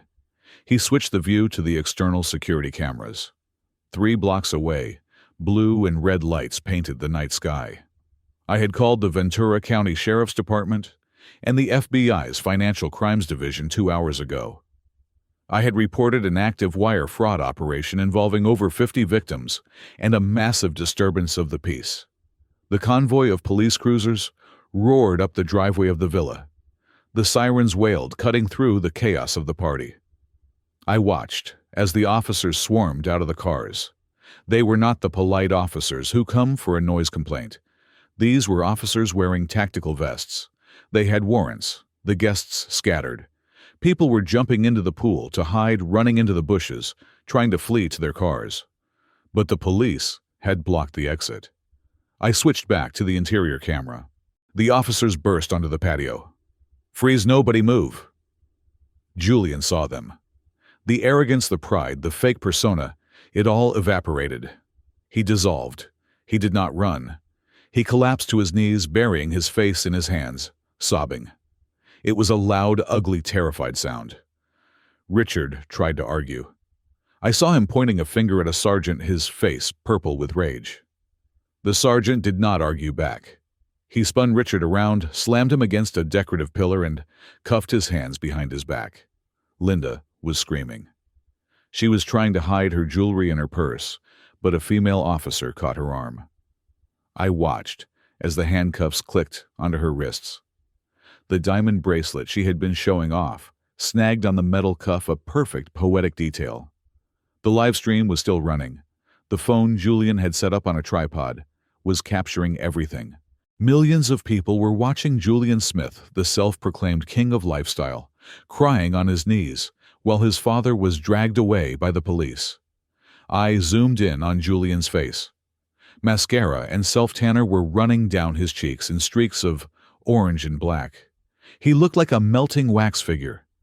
He looked at the camera, his eyes wide, and terrified, realizing that the audience he had craved so desperately was now witnessing his absolute destruction. Marcus sat back in his chair and exhaled. "Jesus, Charles, you really nuked them." I looked at the screen. I looked at the ruin of my family. I felt a strange sensation in my chest. It was not joy. It was not happiness. It was the feeling of balance returning to a system. The load had been redistributed. The stress fractures had been relieved. "Cut the feed," I said quietly. Marcus hit a key. The screens went black. We sat in the darkness of the van for a moment. "Do you want to go down there?" Marcus asked. "Do you want them to see you?" "No," I said. "I do not need to see them. I know exactly what they look like." I touched the patch over my eye. "Drive, Marcus." "Take me to the airport. Where are you going?" he asked, starting the engine. "I have a surgery to get to," I said. "And then I have a new life to build." As the van pulled away, I did not look back at the flashing lights reflecting off the Malibu cliffs. I closed my eyes and listened to the sound of the ocean, a sound that was no longer drowned out by the noise of their lies. The party was over. The bill had come due. And for the first time in months, even in the darkness behind my eyelids, I could see a future. The law is not a sword, it is a shield, and sometimes, if you hold it wrong, it crushes you under its own weight. I learned this lesson in the sterile, fluorescent-lit purgatory of the King County Superior Court. You would think that, after the raid on the villa, after the live stream that exposed their moral bankruptcy to the world, my parents would be finished. You would think they would be sitting in a cell awaiting their fate. But the American justice system has a price tag. And my parents, desperate and cornered, managed to scrape together the last dregs of their credit to buy a temporary freedom. They were released on bail 48 hours after the party. They did not go home to reflect on their sins. They went straight to the office of Marcus Holloway. Holloway was a man who fit the description of a vulture so perfectly, it felt like a caricature. He was a lawyer who specialized in what he called reputation management and what the rest of the legal community called victim blaming. He did not care about the truth. He cared about the narrative. And the narrative he constructed was a masterpiece of gaslighting. He filed a countersuit. He accused me of defamation, of character invasion of privacy, and intentional infliction of emotional distress. He claimed the audio recordings I played at the party were doctored, created by artificial intelligence. He claimed I had orchestrated a harassment campaign against my elderly parents because I was mentally unstable and jealous of my brother's success. It was a lie, but in court, a lie is just a truth waiting for a better argument. The hearings began 2 weeks later. By then, my world had shrunk significantly. The gas injection in my left eye had dissolved, but the stress had taken its toll on my right. I walked into the courtroom, wearing black wraparound sunglasses, because even the dim overhead lights felt like needles piercing my skull.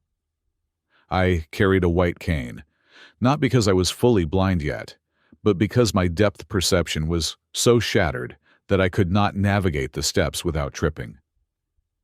I sat at the plaintiff's table next to Elena. I could not see her face clearly anymore. She was just a blur of dark hair and a gray suit.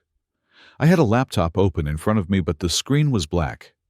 I was wearing an earpiece connected to a screen reader, a computerized voice that whispered the court transcripts into my ear in real time. "Mr. Holloway, you may proceed," the judge said. His voice sounded weary. Holloway did not walk. He prowled. I could hear the click of his expensive loafers on the parquet floor as he approached the witness stand where I was seated.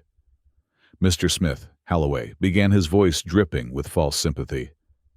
"You claim your parents stole $150,000 from you. Yet you admit you gave them access to your accounts. You admit you sent them emails in the past authorizing transfers. Is it not possible in your medicated state that you simply forgot you authorized this loan?" "It was not a loan," I said, my voice steady, despite the trembling of my hands. "It was theft. And I was not medicated when they took it. I was working on an oil rig." Holloway chuckled softly. "Ah, yes, the oil rig. You make a significant amount of money, do you not? Over $200,000 a year." "That is irrelevant," I said.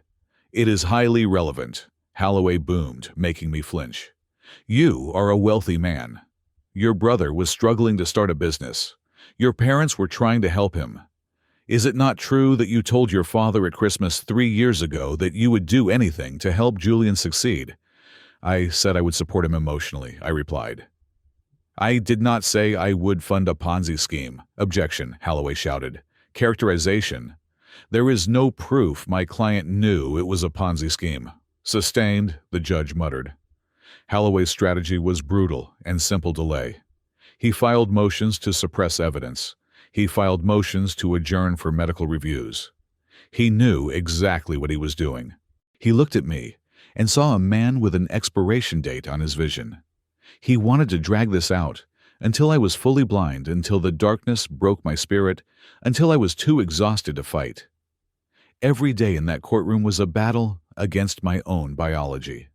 The stress was spiking my cortisol, which was raising my blood pressure, which was putting pressure on the delicate dying tissues of my retinas. I could feel the shadows lengthening in my peripheral vision, like a tide coming in that would never go out. Then came the testimony of the accused. Richard took the stand on the third day. I could not see his face, but I could hear the performance in his voice. He adopted the tone of a weary, heartbroken father. "I love my son," Richard said, his voice cracking perfectly. "I have always loved Charles, but he has always been difficult. He is solitary. He is jealous. When Julian started getting attention, Charles could not handle it. We borrowed that money. We intended to pay it back with interest. It was a gentleman's agreement. I never thought he would try to send his own father to prison over a family loan." Elena stood up. "Mr. Smith, did you sign a loan agreement? It was verbal," Richard insisted. "We are family. We do not sign contracts at the dinner table," and the email authorizing the transfer Elena pressed. The one from the spoofed address. Richard hesitated for a fraction of a second. "Charles sent that. He has many email addresses. He is very tech-savvy. He is setting us up." I gripped the edge of the table. The audacity was suffocating. He was lying under oath with the ease of a man who had spent his entire life believing his own fabrications. Then it was Linda's turn. She played the martyr. She wept. She spoke about changing my diapers, about paying for my college tuition, which was a lie, I was on a scholarship, and about how much she sacrificed to raise me. "I just wanted them to be close," she sobbed into the microphone. "I thought if Charles helped Julian, They would bond. I did not know Charles hated us this much. The jury was eating it up. I could feel the shift in the room. The screen reader in my ear read the court reporter's notes. Juror number 4 is wiping her eyes. Juror number 6 is nodding. They saw a blind man attacking 2 crying elderly people. They did not see the predators. They saw the victims Holloway wanted them to see. Elena leaned over to me. Her whisper was tight with tension. Charles, this is not going well. Holloway is creating reasonable doubt. Without a video of them actually sitting at the computer and hacking your account, it is your word against theirs. I took a deep breath. I reached into my pocket and touched the small velvet box I had brought with me. It was not a ring. It was a drive containing the deposition of my ace in the hole. Call him, I whispered to Elena. Elena stood up. Her chair scraped loudly against the floor. Your Honor, the plaintiff calls a rebuttal witness. Mr. Arthur Henderson. A murmur went through the courtroom. Holloway stood up, looking confused. Who is this? This witness was not on the preliminary list. He is a strict rebuttal witness to impeach the credibility of the defendant, Elena said calmly. We discovered him 48 hours ago. The doors at the back of the courtroom opened. I heard the heavy, reluctant footsteps of a man walking toward the stand. Arthur Henderson was a small man. I knew this because my private investigator Marcus had described him to me. He was a former branch manager at the bank my parents used. He had been fired 6 months ago for procedural irregularities. Mr. Henderson sat in the witness box. I could hear him breathing heavily into the microphone. He was terrified. He was risking federal charges by being here, but I had offered him the one thing he needed more than safety immunity from my civil suit against the bank, provided he told the truth. Mr. Henderson, Elena began. Where were you employed on the 14th of November of last year? I was a shift supervisor at the downtown branch of Pacific First National, Henderson said. His voice was shaky. Do you recognize the defendant, Richard Smith? Yes. Did Mr. Smith come to your branch on that day? Yes. What did he ask you to do? The courtroom was silent. Even the air conditioning seemed to hold its breath. He came in with a wire transfer request, Henderson said quietly. It was for $75,000. It was flagged by the system because the voice authorization on the phone did not match the account holder's voice print on file. And what happened next? Elena asked. Henderson cleared his throat. Mr. Smith told me it was an emergency. He said his son was overseas and could not get to a phone. He slid an envelope across the desk. What was in the envelope? $5,000 in cash, Henderson whispered. And an Omega watch. A gasp rippled through the gallery. I heard Holloway slam his hand on the table. Objection, hearsay. This is an ambush, overruled, the judge barked. Sit down, Mr. Holloway. The witness will continue. Elena pressed on. Did you accept the bribe, Mr. Henderson? Yes, Henderson said, his voice barely audible. I had gambling debts. I took the cash. I overrode the security protocol. I approved the transfer as if the voice verification had passed. And did Mr. Smith say anything else to you? Yes, Henderson said. He smiled at me. He said, do not worry. My son is an idiot. He never checks his statements. By the time he notices, I will be long gone. The silence that followed was absolute. It was the sound of a narrative shattering. Richard jumped to his feet. You liar, you little rat, I never said that. Sit down, Mr. Smith. The judge roared, banging the gavel so hard, the sound echoed like a gunshot in my sensitive ears. Elena turned to the jury. No further questions. Holloway tried to cross-examine, but he was flailing. He tried to discredit Henderson, calling him a disgruntled former employee, but the damage was done. Henderson had admitted to a crime on the stand to implicate Richard. People do not confess to felonies just to help a stranger, unless it is the truth. The wind had shifted. The storm was no longer blowing against me. It was blowing directly at them. The judge looked at Richard and Linda. I could feel his gaze heavy and cold, even from across the room. In light of this new testimony, the judge said, his voice icy. The court finds that there is significant evidence of fraud, bribery, and conspiracy to commit grand larceny. Holloway stood up. Your Honor, we request a recess to, denied the judge, cut him off. Mr. Holloway, your clients have not only wasted this court's time, they have attempted to weaponize the legal system to victimize the plaintiff further. This is a mockery of justice. The judge turned his attention to the court clerk. I am issuing an immediate temporary restraining order on all assets held by Richard and Linda Smith individually and jointly. This includes real estate vehicles and personal property. But, Your Honor, Linda shrieked, that is our house. We have nowhere to go. You should have thought of that before you bribed a bank official to steal your son's medical funds, the judge said. Furthermore, the judge continued, I am referring this transcript immediately to the district attorney's office. Mr. Henderson's testimony provides the probable cause necessary for new charges. Bail is revoked. Officers, take the defendants into custody. I heard the scraping of chairs. I heard the jingle of handcuffs. Charles, Linda screamed. Charles, stop them. We are your parents. I sat there staring into the black screen of my laptop. I did not move. I did not turn my head. Charles, Richard yelled, you ungrateful bastard. Look at me. Look at what you are doing. I tapped the spacebar on my laptop. The screen reader spoke into my ear, reading the last line of the transcript. Bail revoked. Defendants remanded to custody. I stood up slowly, unfolding my white cane. I turned toward the sound of their voices. I cannot look at you, Dad, I said, my voice calm and caring through the stunned courtroom. You made sure of that. I put on my dark glasses and tapped my cane against the floor. Elena, I said, get me out of here. I have a surgery to schedule. As I walked down the center aisle, the sound of my cane tapping against the wood was the only sound in the room, a rhythmic countdown to the end of their lives and the beginning of mine. I walked past Holloway, who was stuffing papers into his briefcase in defeat. I walked past the jury, who watched me with a mixture of pity and awe. I walked out of the heavy oak doors and into the hallway. I was blind, yes. The world was a blur of gray shadows and vague shapes. But as I stood there, leaning against the cold marble wall, I realized something. I had never seen things more clearly. The evidence room at the district attorney's office smelled of stale cardboard and dust. It was a smell I would come to associate with the rot at the center of my family tree.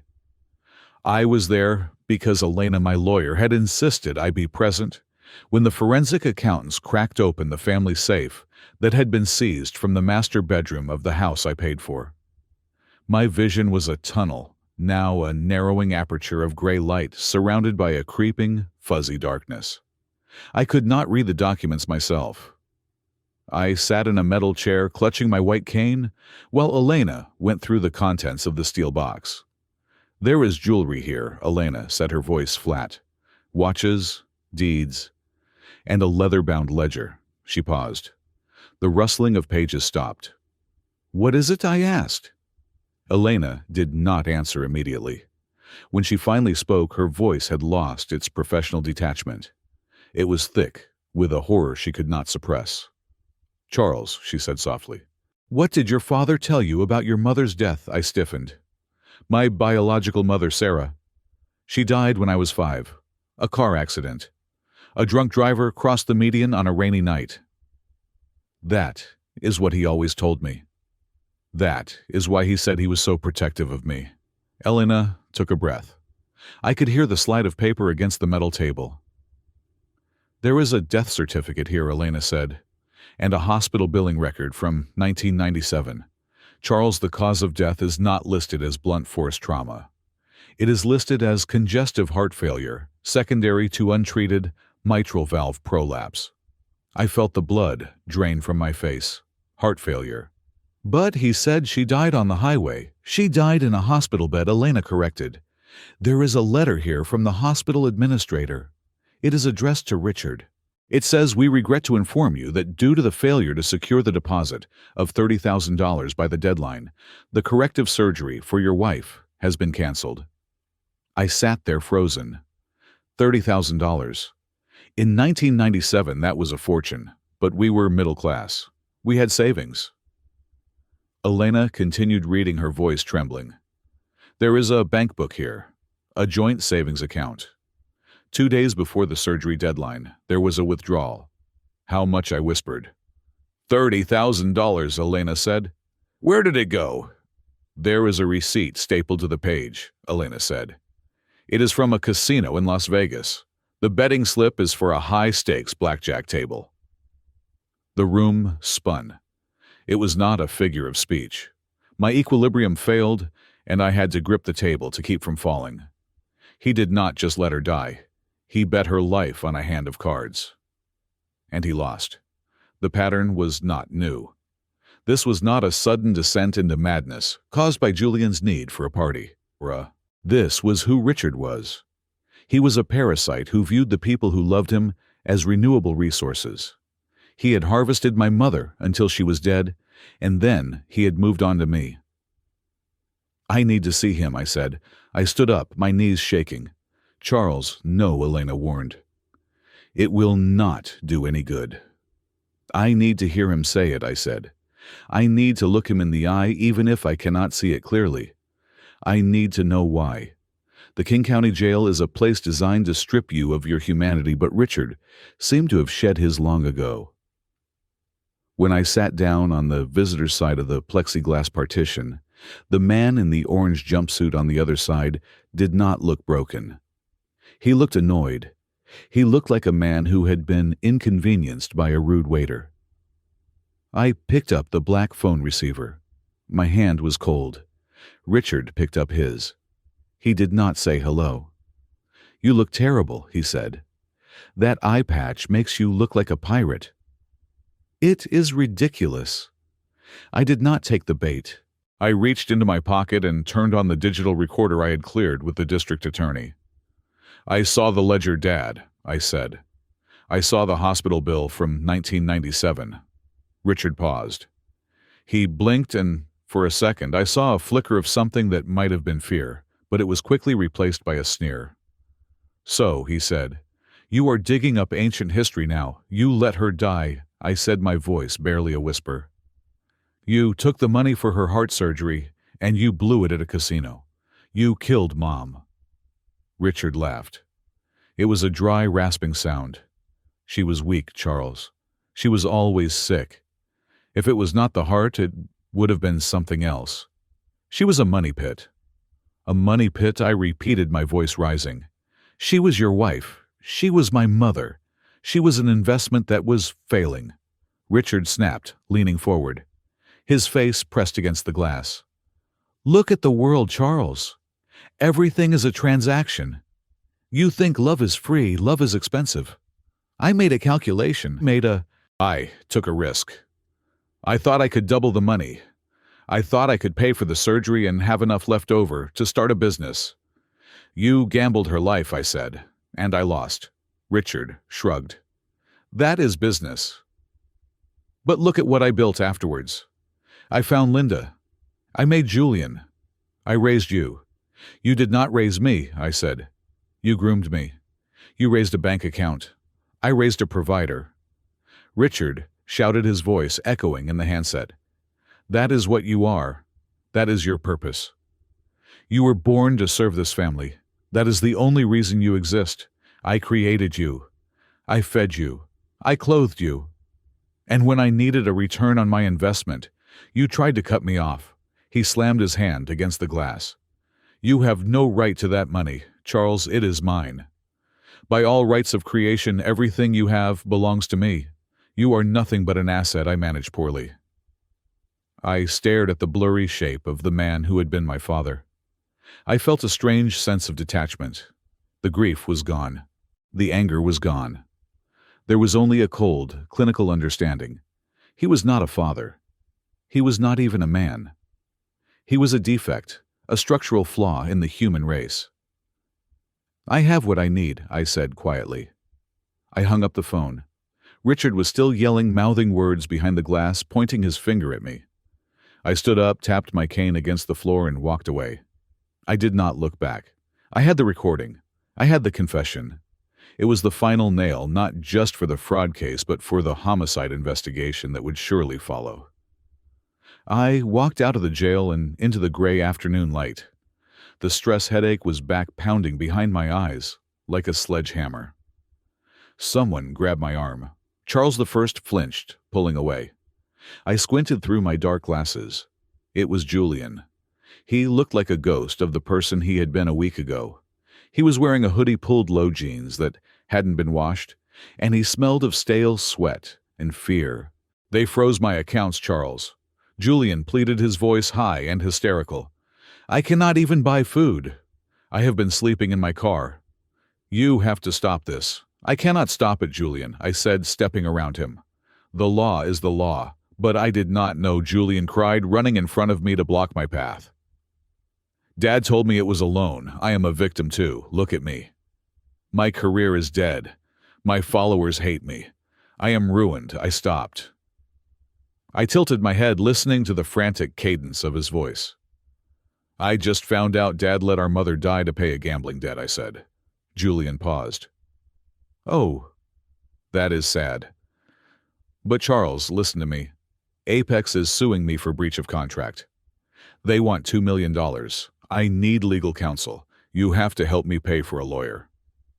If you release just 10% of the assets," I listened to him. I waited for the question. I waited for him to ask, "How are your eyes?" I waited for him to ask, "Are you okay?" It never came. Even now, knowing that his father was a killer, knowing that I was going blind, Julian could only think about his lawsuit. He was his father's son. The rot had spread to the branches. "Julian, the first," said, cutting him off. "Yeah," he asked, hopeful. "I am going blind," I said. "My retina is detaching. I have maybe a few days of sight left." Julian shifted his weight. "Yeah, I know, but once you get the money back, you can fix it right, so help me first. I have a court date on Friday." I laughed. It was a sound that startled a passing pigeon. "You are not my brother," I said. "What?" Julian asked. "You are not my brother," I repeated. "You are a bad investment, and I am liquidating my position. I am not giving you a dime, Julian. Not for a lawyer. Not for food. Not for a shelter. You wanted to be a self-made man. Go make yourself." I walked past him. "Charles, you cannot do this. I am family," Julian screamed after me. "I am your creditor," I shouted back, not turning around. "And your account is closed." I made it 3 blocks. The stress of the day, the revelation in the evidence room, the confrontation with Richard, the interaction with Julian. It all converged into a single spike of pressure in my skull. It felt like a rubber band snapping inside my head. A curtain of black velvet dropped over my right eye. It was not a fade. It was sudden. One moment I could see the blurry outline of the sidewalk. The next, there was nothing. Absolute, impenetrable darkness. I stopped walking. I blinked, but the darkness did not move. My left eye, the one with the gas bubble, was useless for navigation. I was blind. I stumbled my foot, catching on a curb I could not see. I fell hard, my hands scraping against the concrete. My cane clattered away into the gutter. "Help," I whispered. The world was just sound now. Traffic, wind, footsteps. I tried to push myself up, but the dizziness was overwhelming. I collapsed back onto the sidewalk. Moments later, I felt hands on me. "Sir, are you okay?" A woman's voice. "I cannot see," I gasped. "I cannot see." I heard the siren in the distance. It was getting closer. I woke up on a gurney. I knew I was in a hospital because of the smell, antiseptic and floor wax. Dr. Evans was there. I recognized his voice. "Charles, do not move your head," he commanded. "Is it gone?" I asked. My voice sounded small in the room. "The retina has fully detached in the right eye," Evans said. His tone was urgent. "We have a window of maybe 24 hours to reattach it before the tissue dies. If we wait, the blindness is permanent." "Do it," I said. "Do the surgery." "We have a problem," Evans said. I felt a cold knot in my stomach. "What problem?" The hospital administration, Evans, said, his voice lowering with embarrassment. Your insurance has denied the claim. They are calling it a pre-existing condition because of the genetic marker. They are refusing to cover the emergency procedure. I lay there in the dark. How much, I asked. $180,000, Evans said. Up front, because of the specialized equipment and the team we need to call in on an emergency basis. I have the money, I said. I have the assets. Your assets are frozen. Elena's voice came from the corner of the room. I turned my head toward her voice. What the judge issued a blanket restraining order on all family assets, Elena explained. That includes the joint accounts. That includes the house. That includes everything Richard and Linda touched. Until the forensic audit is complete, we cannot liquidate anything. It could take months, I laughed. A tear leaked out of my right eye, hot and stinging. So I have won, I whispered. I put them in jail. I proved they are thieves. I proved he is a killer. And because of that, I cannot access my own money to save my eyes. It is the bureaucracy, Charles. Elena said, her voice breaking. I am trying to file an emergency motion, but the courts are closed for the night. So I go blind, I said. I go blind because I fought back. I lay back on the pillows. The irony was perfect. It was a Greek tragedy written by a sadist. I had destroyed my enemies, but in doing so, I had locked away the cure, Charles, Dr. Evans said. I am trying to get the board to approve a pro bono case, but don't, I said. I was tired. I was so tired. Just give me something for the pain, Doc. I lay in the darkness, listening to the beep of the monitor. I thought about my mother. I wondered if she felt this way in the hospital bed in 1997, waiting for money that would never come, betrayed by the man who was supposed to protect her. I was my father's son, after all. I had inherited his legacy, destruction. But as the darkness settled in heavy and final, I made a vow. If I was going to live in the dark, I would become the monster that lived in it. I would make sure that Richard and Linda and Julian never saw the sun again either. I closed my useless eyes and waited for the night to take me completely. The darkness that had settled over me was not the peaceful kind you find when you close your eyes to sleep. It was a heavy, suffocating weight, a physical presence that pressed against my face. I lay in the hospital bed, listening to the rhythmic beeping of the cardiac monitor, a metronome counting down the death of my optic nerve. Dr. Evans stood by the bed.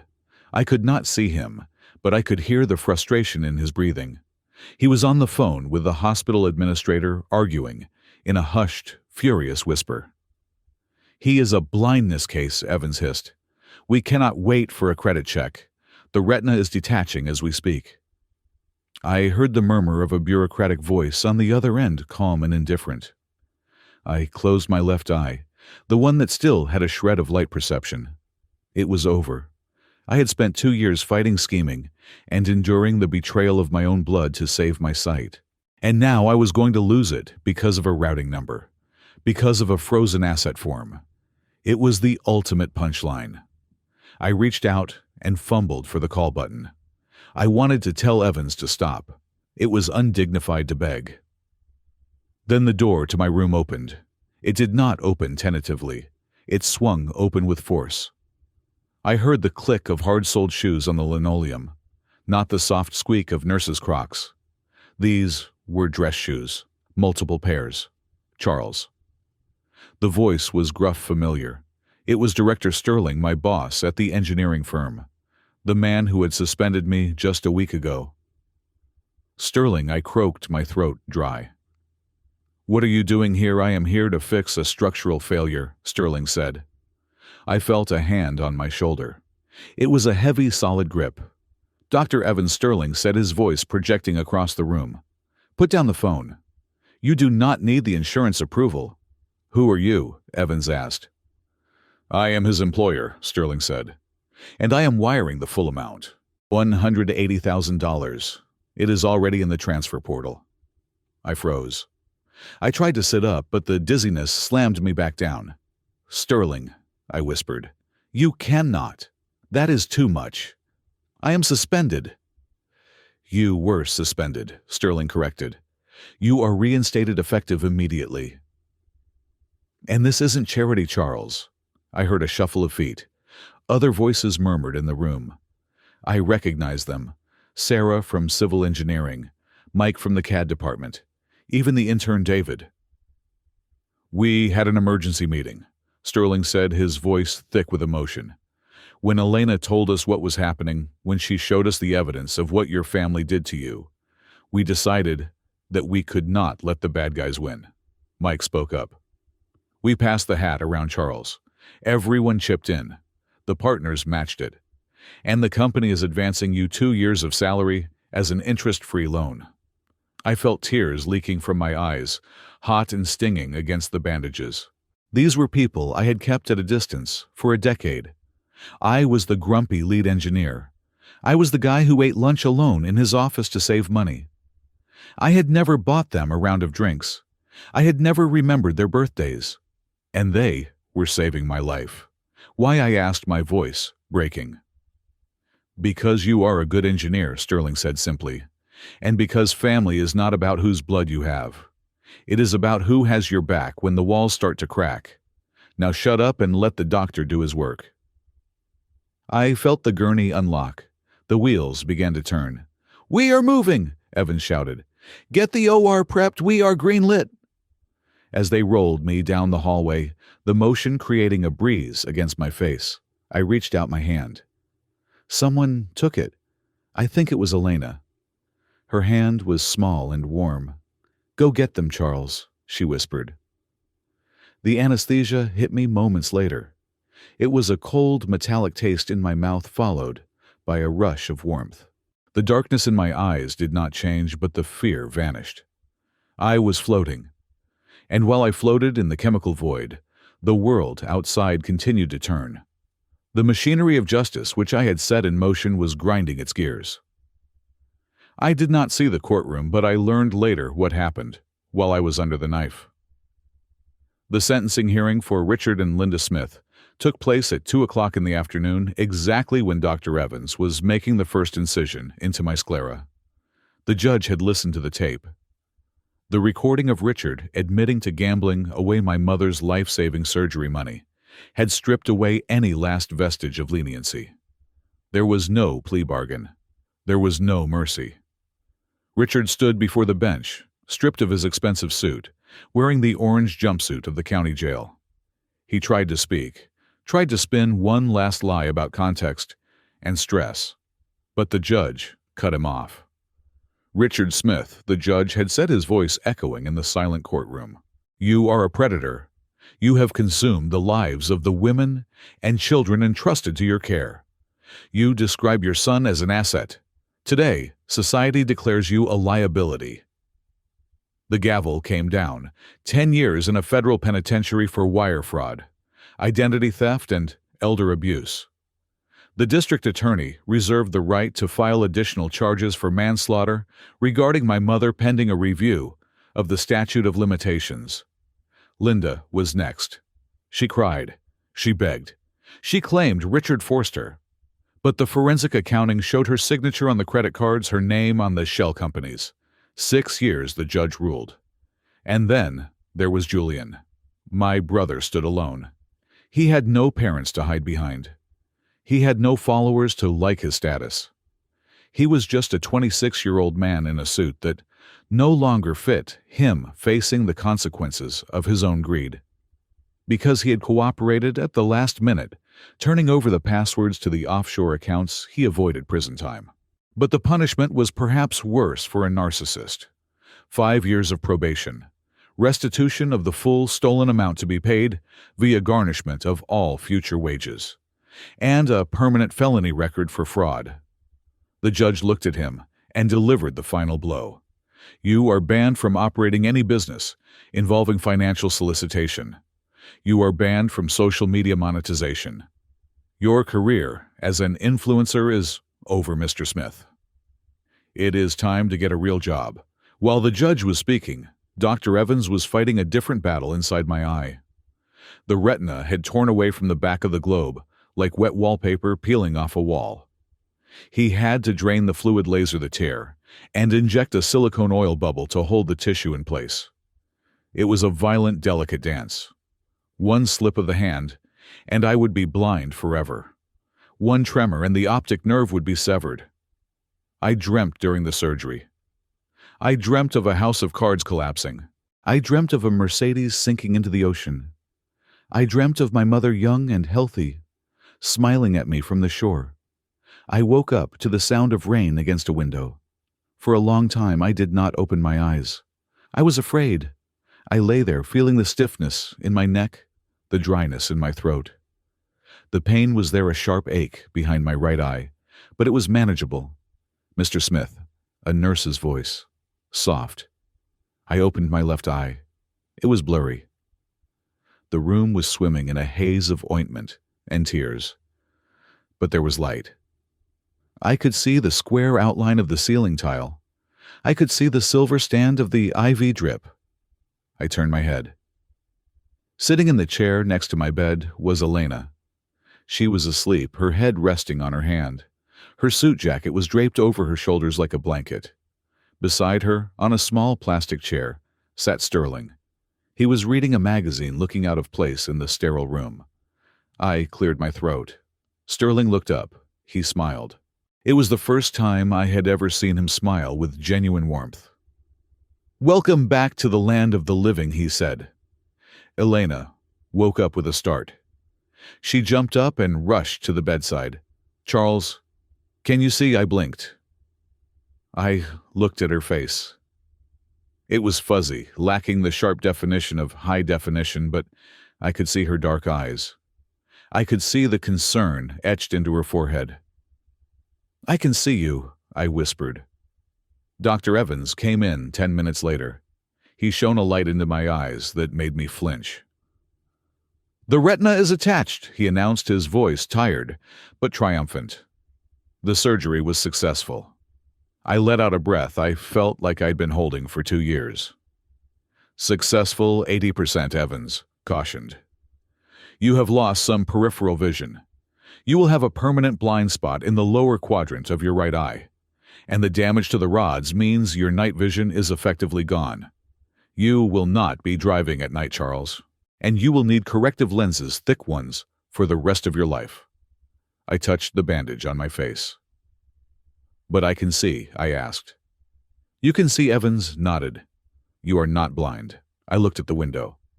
I could see the gray sky of Seattle. It was the most beautiful thing I had ever seen. 80% is enough, I said. The recovery was slow. I spent 2 weeks in the hospital, followed by 2 weeks of strict bed rest at the corporate apartment. During that time, the world outside finished what I had started. The bank foreclosed on my parents' house. The mortgage had not been paid in 6 months because Richard had been siphoning the money to the loan sharks. The house, the symbol of their fake status, was seized. It went to auction on a rainy Tuesday. I did not go, but Elena did. She called me afterwards. "It is gone, Charles," she said. "Sold to a developer. They are going to tear it down and build condos." "Good," I said. Tear it down. The proceeds from the sale, after the bank took their cut, came to $300,000. By law, since I was the primary victim of the fraud and held a judgment against them, that money came to me. I received the check a week later. I held the piece of paper in my hand. $300,000. It was double what they had stolen from me. I looked at the check through my new glasses. The lenses were thick, distorting the edges of my vision, but the numbers were clear. This is blood money, I thought. This is the money my father killed my mother for. This is the money he tried to kill me for. I could not keep it. I also learned about Julian. With his assets seized and his reputation destroyed, he had nowhere to go. His friends from the party had vanished the moment the police arrived. His girlfriend, an aspiring model, had blocked his number before he even left the police station. Elena told me she had seen him. "He is working at a diner in Belltown," she said. "The night owl. He is washing dishes in the back. He is living in a single-room occupancy motel on Aurora Avenue. I felt a flash of something pity, maybe no. It was not pity. It was the recognition of justice. Julian had spent his life pretending to be a king while living on the labor of others. Now he was finally earning his keep. He was starting at the bottom where he should have started 10 years ago. I did not go to see him. I did not want to gloat. His punishment was his reality. The police investigation into Richard's finances had unearthed one final skeleton: tax evasion. It turned out Richard had not filed a tax return in 7 years. He had been hiding income laundering money through Julian's fake businesses and claiming deductions for charities that did not exist. The IRS piled on. They froze his prison commissary account. They added penalties that ensured that even when he got out of prison in 10 years, he would be destitute. He would die in debt. The family was not just broken. It was pulverized. 6 weeks after the surgery, I walked back into my office. I was wearing my new glasses. I walked with a slight hesitation, still getting used to the blind spots in my vision, but I was walking upright. The office went silent when I entered. Then someone started clapping. It was Sterling. He stood up in his glass-walled office and applauded. Then Sarah stood up. Then Mike. Then the whole floor. They were clapping for me. Not because I was rich, not because I was famous, but because I had survived. I walked to my desk. It was exactly as I had left it, but someone had put a new ergonomic chair there. And on the monitor, there was a sticky note. "Welcome home." I sat down. I looked at the screen. I could read the code. I could see the structures. Elena came by later that afternoon. She sat on the edge of my desk, looking at me with a soft smile. "You got the check from the house sale?" she asked. I nodded. I pulled it out of my drawer. "What are you going to do with it?" she asked. "Buy a Porsche Go on a vacation, no," I said. I looked at the check. I looked at the signature line. "I am not spending a dime of this on myself," I said. "This money is cursed. If I use it, I feel like I am letting them win. I feel like I am participating in their game." Then what Elena asked. I handed her the check.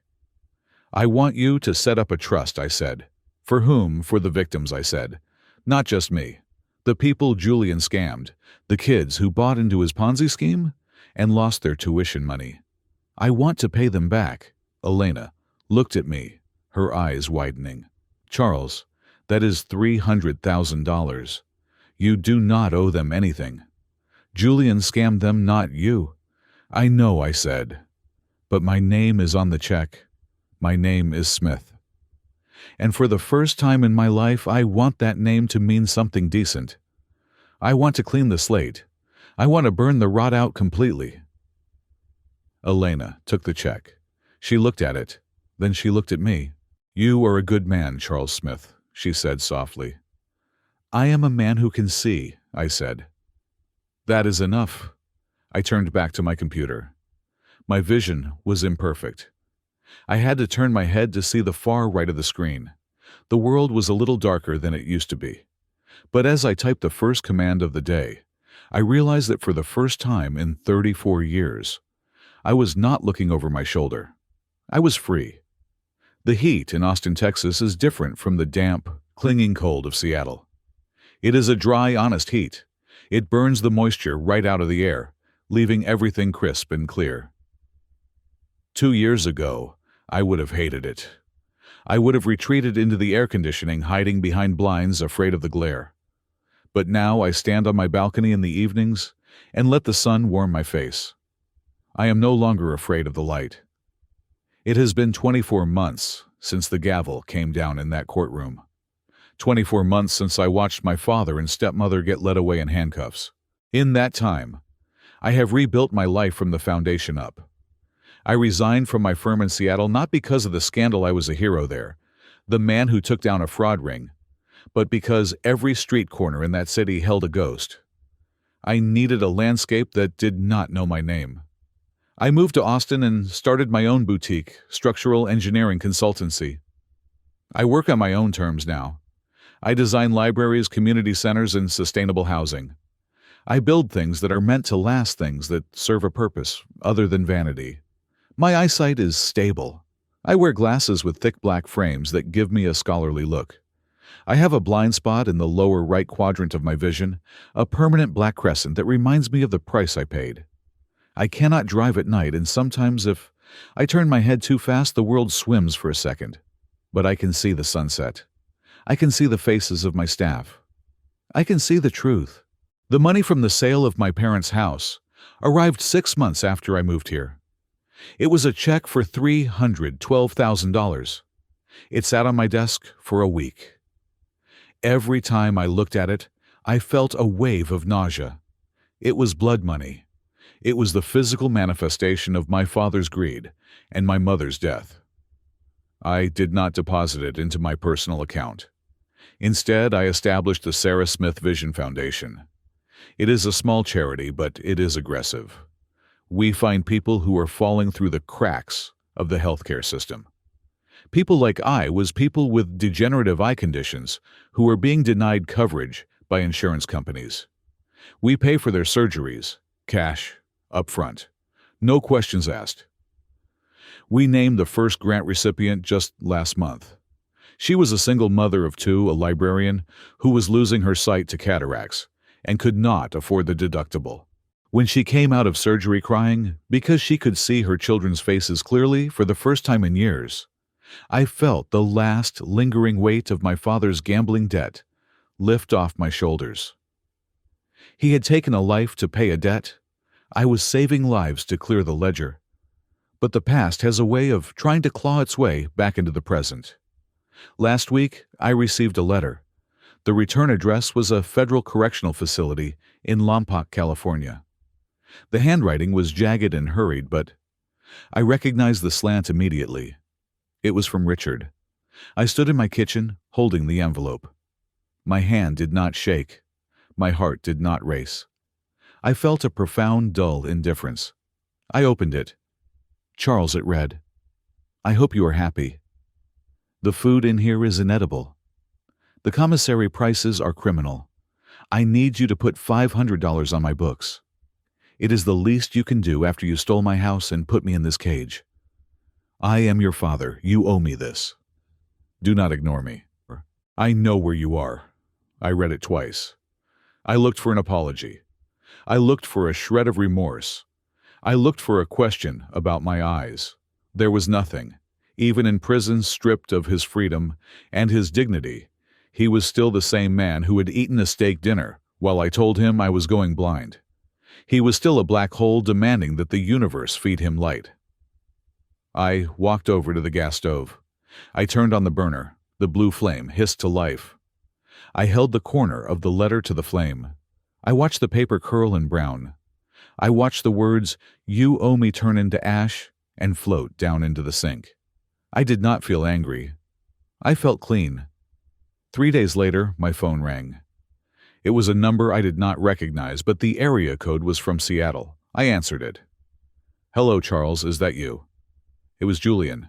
His voice sounded thin, reedy, stripped of the bravado that used to define him. What do you want, Julian? I asked. I need help, man. Julian said, his voice cracking. It is Mom. Linda. She is sick. She has an infection in her kidneys. The prison hospital is a joke. They are not treating her right. I stood on my balcony, looking out at the Colorado River winding through the city. I am sorry to hear that, I said. She needs a private specialist, Julian pleaded. I can petition for a medical furlough, but I need money. I am working at a car wash, Charles. I am making minimum wage. They garnish half my check for the restitution. I have nothing. Please. She is crying for you. She says she is sorry. I listened to him. I remembered Linda sitting at the table at the Obsidian, swirling her wine, telling me that my surgery could wait because Julian needed a party. I remembered her mocking me in court. And now she wanted me to save her, Julian, I said, my voice calm. Yeah, Do you remember when I told you I was going blind? Do you remember what you said? There was silence on the other end. You said I was being dramatic. I reminded him. You said my eyes were cheaper than your party. That was different, Julian cried. This is Mom. No, I said. It is exactly the same. The only difference is that now you are the one in the dark. I hung up. I did not block the number immediately. I stared at it for a moment, letting the guilt try to find a foothold. But there was no purchase. I had already given them everything I had to give. I had given them my childhood. I had given them my trust. I had almost given them my sight. I tapped block collar. I went back inside. Elena was in the living room setting the table for dinner. Elena had moved to Austin with me. It was a leap of faith for both of us. She had left her high-powered firm to start a smaller practice here, focusing on family law and victim advocacy. We had been dating for 18 months. It is not a romance born of fireworks and drama. We do not have the kind of volatile, performative passion that my father and Linda had. Our relationship is quiet. It is built on structural integrity. It is built on the shared understanding that trust is an action, not a word. She looked up as I walked in. She saw the look on my face. Was that them? She asked. Yes, I said. Is it over? I walked over to her and kissed her forehead. It has been over for a long time, I said. I was just notifying the ghosts. We sat down to eat. We talked about her cases. We talked about the design for the new library I was working on. We laughed. It was a simple, ordinary dinner, and therein lay the victory. My parents wanted a life of spectacle of high drama and higher stakes. They wanted to be the stars of a tragedy. I had chosen a comedy, a quiet, boring, beautiful comedy, where the characters pay their bills, tell the truth, and go to sleep with clear consciences. That evening, as the sun began to dip below the horizon, painting the Texas sky in strokes of violet and burnt orange, I took the elevator up to the roof of my building. I designed this building. I knew every beam, every rivet, every load-bearing wall. I knew it would stand against the wind. I knew it would hold up under pressure. I leaned against the railing, feeling the warmth of the concrete. I thought about the journey. I thought about the man I used to be, the terrified, compliant son who thought that love was something you had to buy. I thought about the anger that had fueled me during the trial, the cold fire of revenge. That fire is gone now. And I realized something profound. Revenge is not about making them suffer. Suffering is what they do to themselves. Richard was rotting in a cell, consumed by his own entitlement. Linda was sick and alone. Julian was scrubbing tires, haunted by the memory of a life he never really earned. They were in hell, and they had built it brick by brick. My revenge was this rooftop. My revenge was the woman waiting for me downstairs. My revenge was the fact that I could wake up in the morning and not worry about a knife in my back. I took off my glasses. The world blurred into a soft, impressionistic painting. I closed my eyes and breathed in the dry air. I am Charles Smith. I am a structural engineer. I am a philanthropist. I am a partner. I am not a victim. I put my glasses back on. The world snapped back into focus. Here's the thing about tearing down a rotten house: it is messy. It is loud. You get covered in dust. You get hurt. But once the debris is cleared, once the foundation is swept clean, you have the most valuable thing in the world. You have empty space. And in that space you can build anything you want. I looked at the horizon where the first stars were beginning to appear. I could see them. They were faint, but they were there. They took my money to buy a party. I took their future to buy back my life. That is a fair trade. Thank you so much for listening to my story. It has been a long journey from the darkness into the light, and I hope that by sharing it, I have helped some of you realize that you do not have to set yourself on fire to keep others warm, even if they are your family. Do not let the word family become a noose around your neck. Just because you share blood does not mean you share a destiny. If the people who are supposed to love you are the ones destroying you, you have the right to cut the rope. You have the right to walk away. You have the right to choose your own sight over their blindness. Please, I would love to hear from you. Tell me in the comments where you are listening from. Are you in a bustling city, a quiet room, or maybe on a long drive? Let's connect and share our strength. If this story resonated with you, please subscribe to the Calm Revenge Stories channel like this video and smash that hype button so we can spread this message to everyone who needs to hear it. You are not alone. Stay strong and keep your eyes open.